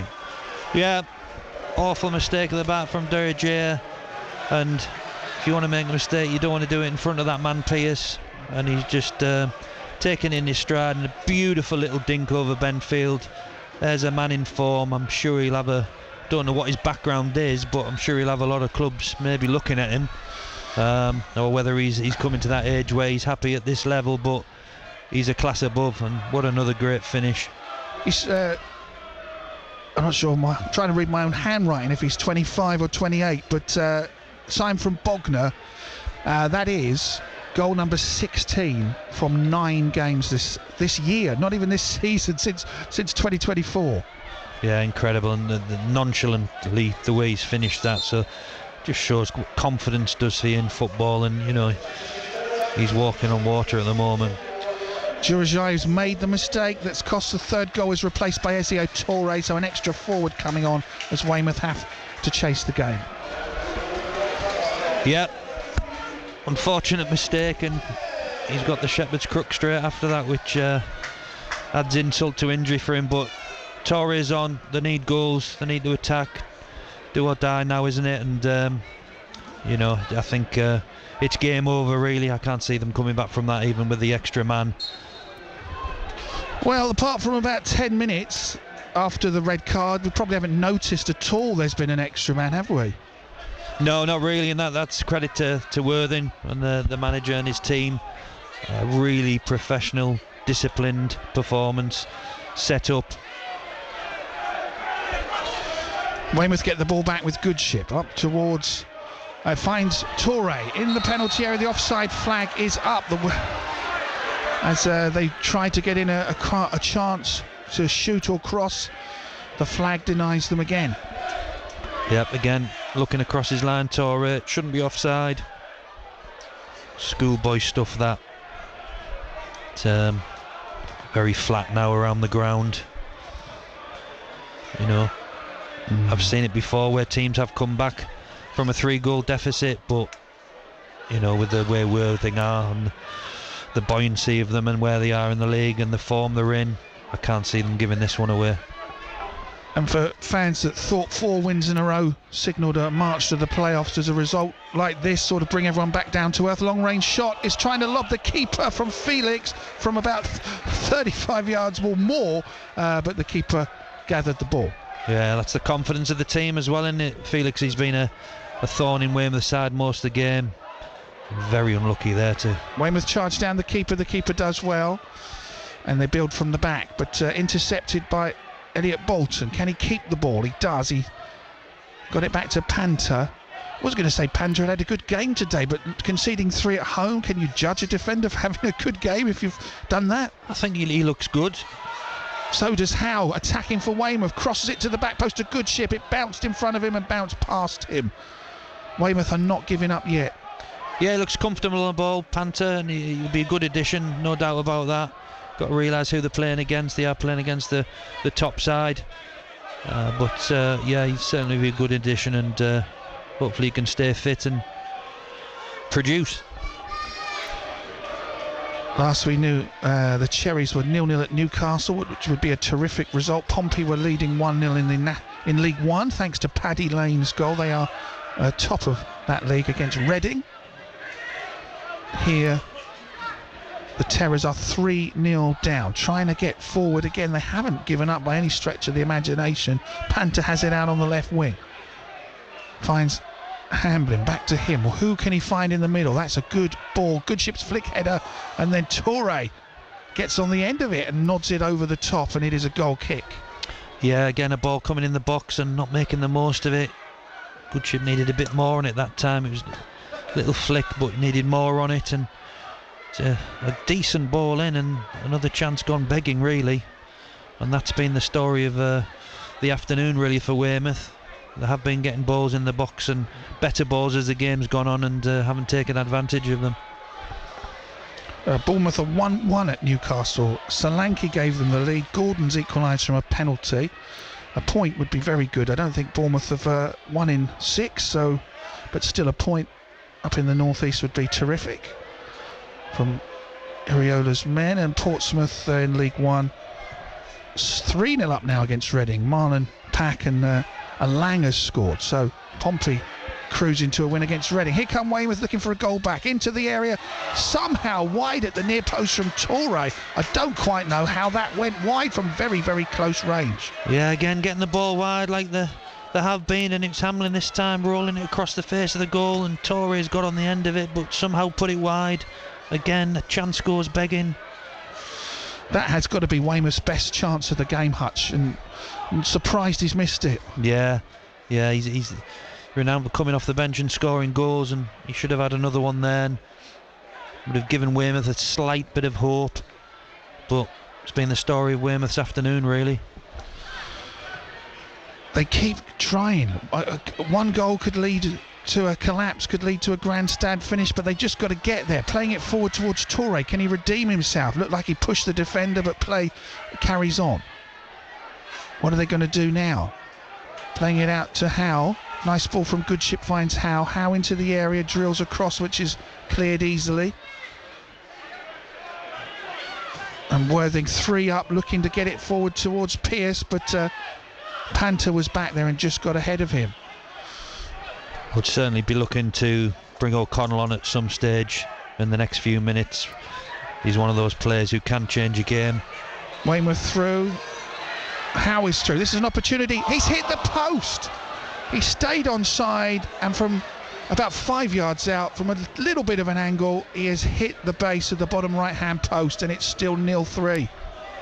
Yeah, as I said about bringing O'Connell on, but Howe found himself in acres of space. I think the Worthing back four thought the lad was offside, and he's gone through at an angle, and he just got the keeper to beat, and he's hit the post and put it wide. Now, as a manager, you just are helpless in those situations. You can't do anything about it, and if your team, your players aren't going to put the ball in the back of the net. Eastleigh have conceded 3 goals early in the second half at Ebbsfleet. If they lose that game, they are 11. Or if they don't win that game, they are 11 without a win. And I just want to check in on the table here, because Eastleigh have gone from looking like promotion hopefuls to relegation possibilities. There is only 4 points in the live table between Ebbsfleet in the relegation zone and Eastleigh in mid-table. Here come Weymouth. Shot deflects. And then the defence mess around a bit before they clear it. There was some hope there for Weymouth. They are still, in terms of possession and chances and attacking intent, they have matched the visitors, but they haven't had the clinical ability in front of goal. They have won a corner here. I mean, one example, Hutch, is I don't think Worthing have had a corner today. Weymouth have had 8, and yet it's 0-3. Yeah, quite incredible.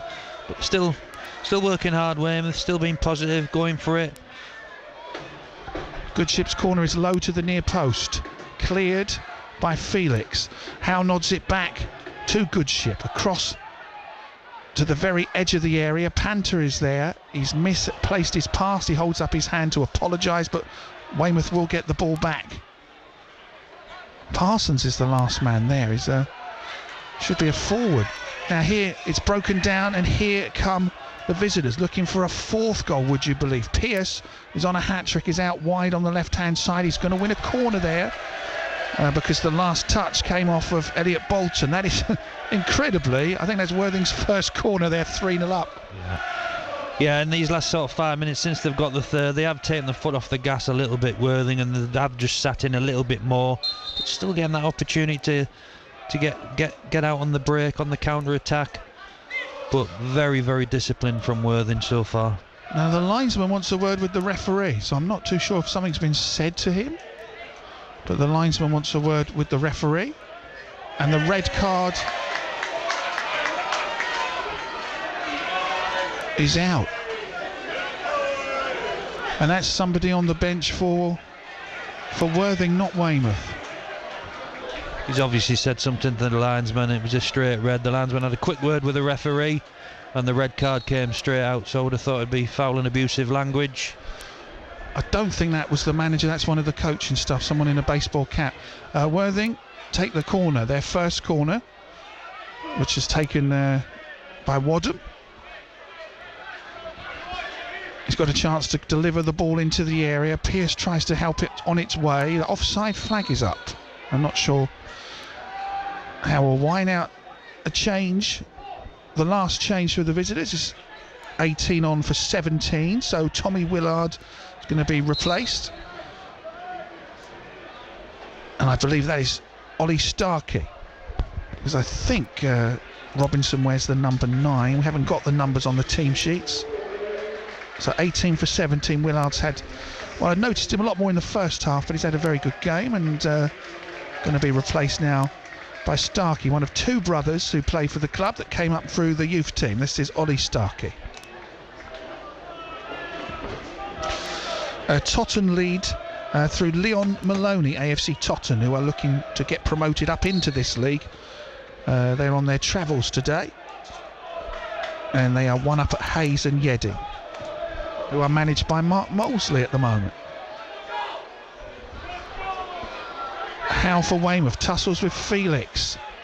Malachi gets the ball off of him, back to Bearwish, scoops it into the area, might fall at the back post, comes in, it is cleared by the defender.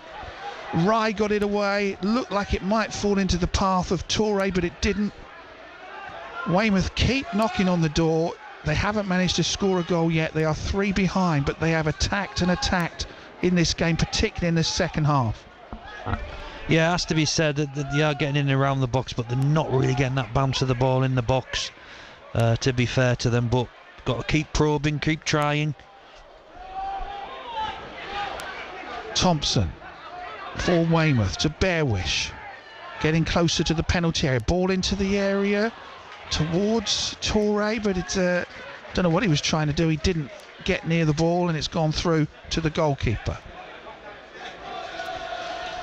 And Ollie Wright's done well. He's on loan from Saints. He's come in because the previous goalie on loan from Saints was injured and sent back to Southampton FC, and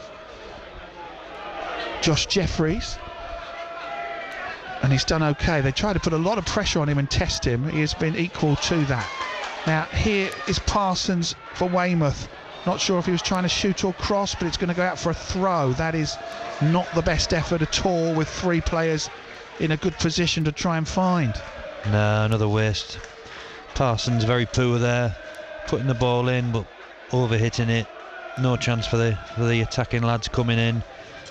Lacking quality really. Can't lack their endeavour at all. The passion that they're still going, they're having a go. Very flat around the place though. Elsewhere in the Vanarama National League South, it is Bath City 2, St Albans 0, Braintree 1, Torquay 0, Dover 0, Dartford 1, Eastbourne 0, Chelmsford City 2, Farnborough 2, Truro 1, Hampton 0, Aveley 0. Hampton coming on Tuesday night. Weymouth looking to get a goal back. Long, powerful shot is from Goodship, hits the defender and is cleared. It's going to be a Weymouth throw near the dugouts. It is also Hemel Hempstead 0, Western Supermare 1, Slough 0, Chippenham 2. Here come Weymouth. This is Bearwish. Tom Bearwish, the captain. Out on the right wing, he's got Howe for support if he wants him. Into the penalty area to Bolton. His cross is headed away. Couldn't find Linton. Panther urged to shoot, plays it out to Hamlin, who doesn't, not the best pass to Goodship, but at least Weymouth still keep the ball. Thompson tries to play it in the penalty area, nodded down, controlled by Goodship, and it's offside again. They've played a tight line at times today, and Weymouth have been repeatedly offside. Yeah, again, fair play to Worthing. They really have kept a high line, been solid, disciplined and professional, as I say, and they'll just see this out now, see this game out. They'll see three's enough, should be comfortably enough, and it's a shame. I don't think the scoreline reflects how the game's gone really, but that is football. We've got to play it down with cramp, so that is a opposition player. So I'll finish giving you the scores in this league. Welling 1, Tunbridge 2, and Yeovil still 1 up on Havant and Waterlooville. This game 0-3. And if we look at the live table, Yeovil would still have a 10-point advantage at the top of National League South, ahead of Worthing. Bath and Braintree would move up the table. Braintree would move above Hampton into the playoff positions. Weymouth would drop to 17th. Havant and Waterlooville would remain 23rd, second bottom. I think Weymouth have Hampton and Richmond on Tuesday as well, and then would have been Maidstone, but that's off because of the FA Cup. And St Albans and Torquay are the next couple after that, so all teams above them, so it's going to be a tough few months. Yeah, but surely those are the games the fans love and the players love.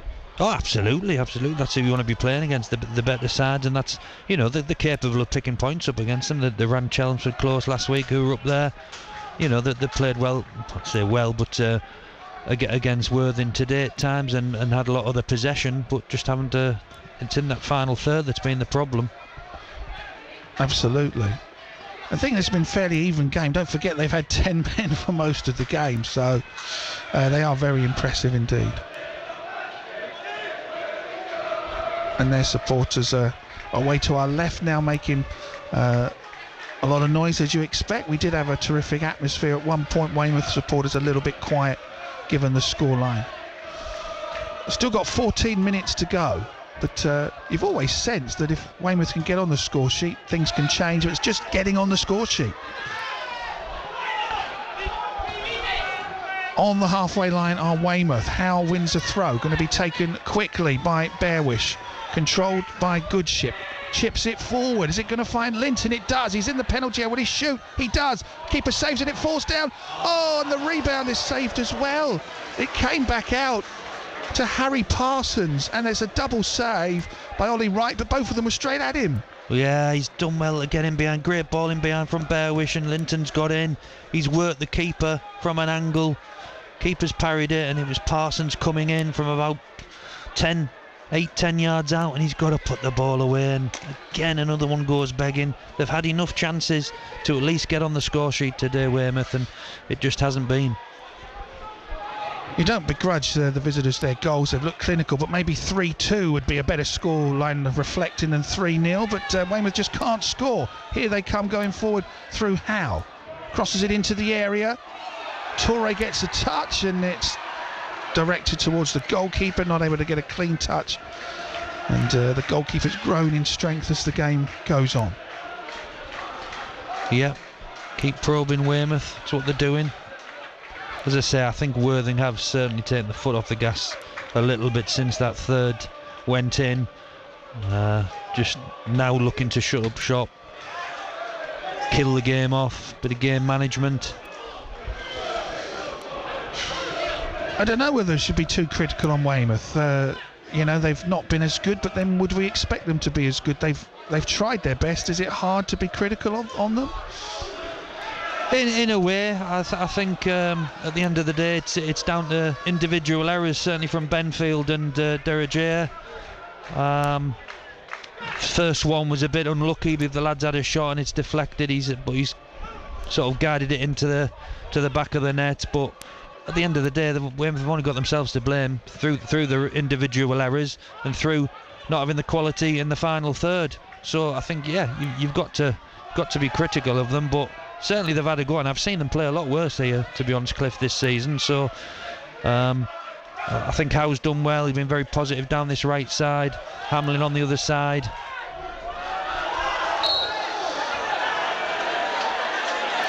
What's I'm thinking here, it's a little bit of confusion on what the referee signalled. I think the ball didn't go out of play, and the player for Weymouth handled it thinking that it had gone out of play for a throw, and it hadn't, so it's actually a free kick for handball. Or is he going to give a bounce ball? This is very confusing.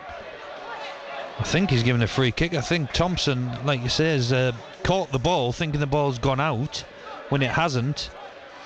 And the ref's done well not to show him a card there, really. I suppose it's just he realised the player didn't intend to do it, but if a goal comes from this is pretty bad, pretty sloppy stuff from Thompson if the ball hadn't gone out. If it had gone out, this is a mistake from the officials. Yeah, certainly. I still don't know what's happening, because I haven't really seen this before. There's no wall, and he's being encouraged to take a shot, Pearce. No one's going up to support him. Well, you wouldn't blame him. Pearce on a hat-trick, takes the free kick low, and Benfield dives to gather the ball. It's got to be about 35 yards out from a really tight angle, and he's still hit the target. Bearwish on a good run forward, out to the left-hand side. Hamlin, there's a nice ball to Goodship in the area. The flag stays down this time. He turns. He's turned again. He's forced away from goal. He did have options in the box. Maybe Hamlin will get a chance to cross it in. Opportunity for Weymouth into the area, controlled by Parsons, shot by Parsons, and tapped in at the back post from Linton. There is a goal back from Weymouth. Can it inspire a comeback? Weymouth back into the game. Linton's second goal since joining the club on loan from Yeovil. It is Weymouth 1, Worthing 3. Well, I think they deserve that. They've kept going, haven't they? As I say, the quality hasn't been great in and around the box, but they'll take that certainly. And yeah, they deserve at least a goal out of this. think it's too little too late, obviously, but still time. Tapping it home at the back post. To say just now that we don't begrudge the visitors the win, but we think Weymouth deserve a goal or two. Well, there's one back. And will this spark a grandstand finish with 10 minutes to go at the Bob Lucas Stadium? Bolton plays it forward to Linton, who's just scored, who does ever so well to bring it under control. And it's down on the left-hand side, tussling with the defender. Back in towards Parsons. Weymouth here. Back in the game maybe, crossing it in the air towards Goodship. It's past him. It's not the best clearance. Howe does well to get it back for Bearwish. To Howe in the penalty area. Cross comes in, it's low and it's over the top. From Linton, who's just scored, who from about 8 yards scooped it over the bar. Yeah, and again, another chance, another opportunity, and should have been 3-2. Can't let these chances go begging in situations like that. And as I say, they've had enough. To get back in the game. Just the lack of quality in and around that goal has been the problem, plus obviously the two individual errors. Could have been a different story.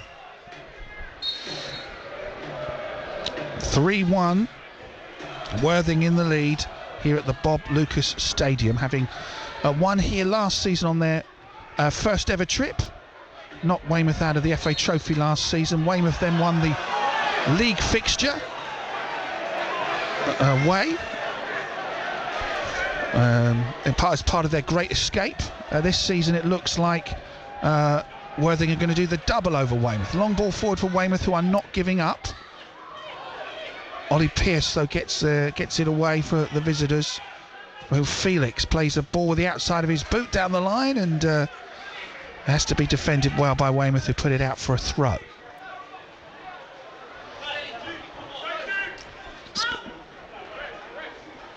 See if we've had any advance on the scores in the 8 teams that we follow in the Southern League Premier Division South. Oh, here comes Linton getting away from Weymouth. Goodship's up with him if he wants to pass, and the defender slides between the two of them and puts it behind for a corner. Great breakaway from Weymouth. Good last-ditch defending from Worthing. Yeah, I think there's Culver on there. The Worthing defender just putting out for a corner. Good defending. Corner comes in, cleared by Worthing. Weymouth racing to get back the ball back. This is the captain, Tom Bearwish.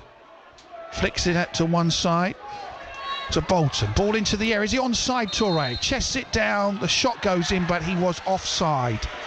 And they've been caught offside quite a lot of times this afternoon. Don't seem to remember a team getting caught offside so much. Maybe it is just the way Worthing defend. Yeah, down to Worthing, I think. That high line, very structured, very methodical. Dorchester are now 3-0 up at Bracknell. That's a great result. Looking like a result. Jack Dixon has just scored their 3rd goal for the Magpies. A huge game between Gosport and Salisbury, 3rd against 2nd. We haven't mentioned that today because it's been 0-0. Privet Park, I wonder if they've got over 1,000 through the gate there. They've got 3 minutes left to play in that one. Basingstoke are still winning at Poole Town 1-0. Chesham, the leaders, have just 1-0 up at Sholing. It was 0-0 last week. We were there. Winchester were 1 down against Hanwell, but have found a way back into the game to equalise a few minutes ago. Yeah, I see there's quite a big crowd at Poole Town today, 728. I think a few Basingstoke fans will have made the trip. Yeah, not too far for them. Funny thing is, if they win, that will be 5 out of 6 for them and 6 defeats in a row for Poole. And if you go back to the start of those runs, there was a huge gulf in between them in the league table. But now Basingstoke will go above Poole. We've had a yellow card for time wasting for the throw-in taker for Worthing. Right.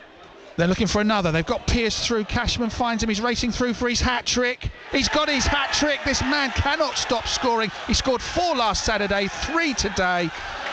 He is hot property in non-league football, and it is all over for Weymouth. Weymouth 1, Worthing 4. Incredible from Pearce. What a play. What a game he's had. You know, originally he was up there on his own when the sending off happened, but he's kept going, and the finishing has been so clinical from him. It's been unbelievable. Yeah, Weymouth have had to go for it, had to push forward, bodies forward, and I think Worthing have just been a little bit too clever for them today, and it's been an absolutely magnificent performance with 10 men from Worthing. Don't think the crowd need to be too harsh on Weymouth. They've kept going, seen them play a lot worse, and it's unfortunate people will look at the played against 10 men for a long period, and I'm sure social media will have their say, but let's not be too harsh on Weymouth at the moment.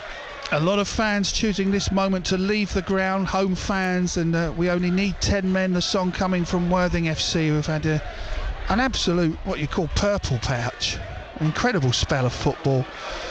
7 unbeaten, but the main thing is 9 games. He's got 17 goals from 9 games as Ollie Pearce. Incredible. Absolutely incredible stat. He started the day with 29 league goals. He's only got 1 in cup competitions, 29 in the league. He's now got 32. Now, if you go back to New Year's Eve, he was probably only 1 or 2 goals clear of the opposition, and now he's got double the nearest contender, more than double. He wants to sort his goal tally out in the cup games then. He's only got 1. Wants to get his finger out. They did reach FA Cup round 1. Long ball forward for Weymouth. Linton can't get on the end of it, but Weymouth will still find a way through, maybe. No. It's cleared by number 4, Kane Wills, and it is a throw to Weymouth. You know, are we accused of being biased? We try not to be partisan, but today you've got to say the story is the visitors and their centre forward, really.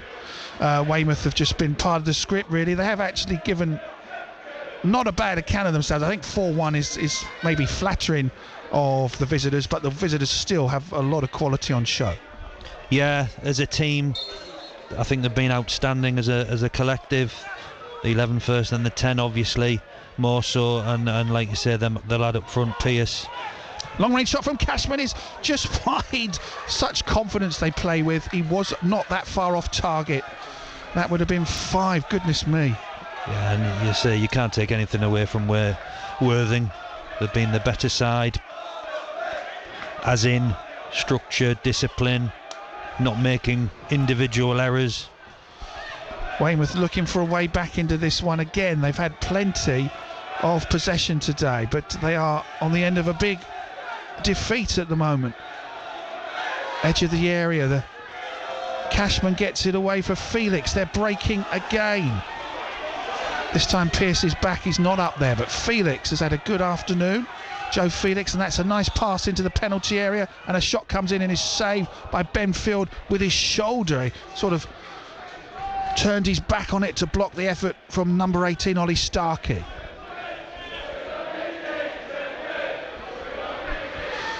Wow. Yeovil have got a 10-point gap over them. I know they are worried about Worthing. I was on the Glovers podcast yesterday. They invited me on to talk about Havant and Waterlooville, and privately they were wishing Weymouth luck. They couldn't do that on air because the fans don't like each other, but privately they wanted a Terrors win today to try and stop Worthing catching them up. But last we heard, Yeovil were 1 up on Havant and Waterlooville. Cashman is limping there. That looks pretty painful, but still they keep going, and this is Wills. I think they're going to put it out of play because their teammate is hopping around in pain and now rolling around on the turf. I don't know if he got if he's pulled something or if he got stamped on accidentally, but he looks in a lot of pain, and the physio comes on for Worthing.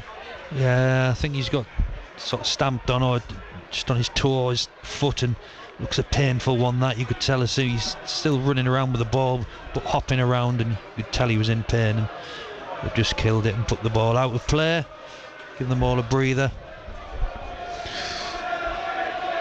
Not sure where I'm going to be next week. There are candidates. Wimborne against Cribbs is one. That could be a top of the table game in the Southern League Division 1. Havant and Waterlooville against Bath City is another potential one. Maybe it might depend on Havant do Yeovil today, because and there's still teams they haven't even visited once yet this season. It can't be in 2 places at once, unfortunately. But I guess you'll appreciate that in the business end of the season, it's the teams that look like they might go up or might go down end up getting all the coverage. Gosport 1, Salisbury 1. Having said there were no goals in that game, there have been 2 goals in added time, and they're still playing at 1-1. 7 added minutes here as they're down to 10 men as Cashman, who's had a terrific game, limps off. I don't know if you're going to patch him up to bring him back on. They might think they don't need to with a 4-1 lead, although they are down with 9 men if he doesn't come off. There's me saying 10 men. They had a man sent off earlier, so I'm sure Cashman will come back on given that. Even if he just stands on the line out here just to receive the ball, still hobbling, but he's come back on, sitting there. Weymouth with the goal scorer Linton out wide, cuts it back into the area but cleared by number 2 Joel Colburn, who's had a good game. Ball into the air for Weymouth, who have not given up. The difference between the teams, that man Pearce, I guess, he's got a hat-trick. They lead 4-1. Weymouth not giving up. This might be a chance for Goodship. The offside flag is up again, unless it was a foul for a push, but it is a free kick to the visitors, who are going to leave here with the 3 points today. Yep, nice journey home on the coach for them. When you're on a run like this, I don't know how many you had in your career, Hutch. You know, when it's a bad run, the coach is probably silent. When you're on a good run, I imagine there's brilliant atmosphere, probably sing-songs and games and all sorts of things. Yeah, definitely, and there's nothing better than winning away from home, and then the journey home. We had card schools.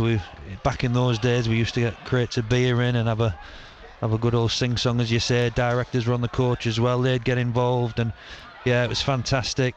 Then the flip side, you lose. You can hear a penny drop normally.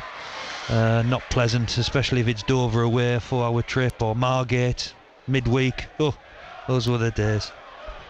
Reminiscing with Hutch on the pitch. Torre wins a free kick in a dangerous position out on the right-hand side, which Elliot Bolton goes to take. Wimborne are still 2-0 up today, away at Yate Town. That win will put them back on top of the table if they manage to hang on.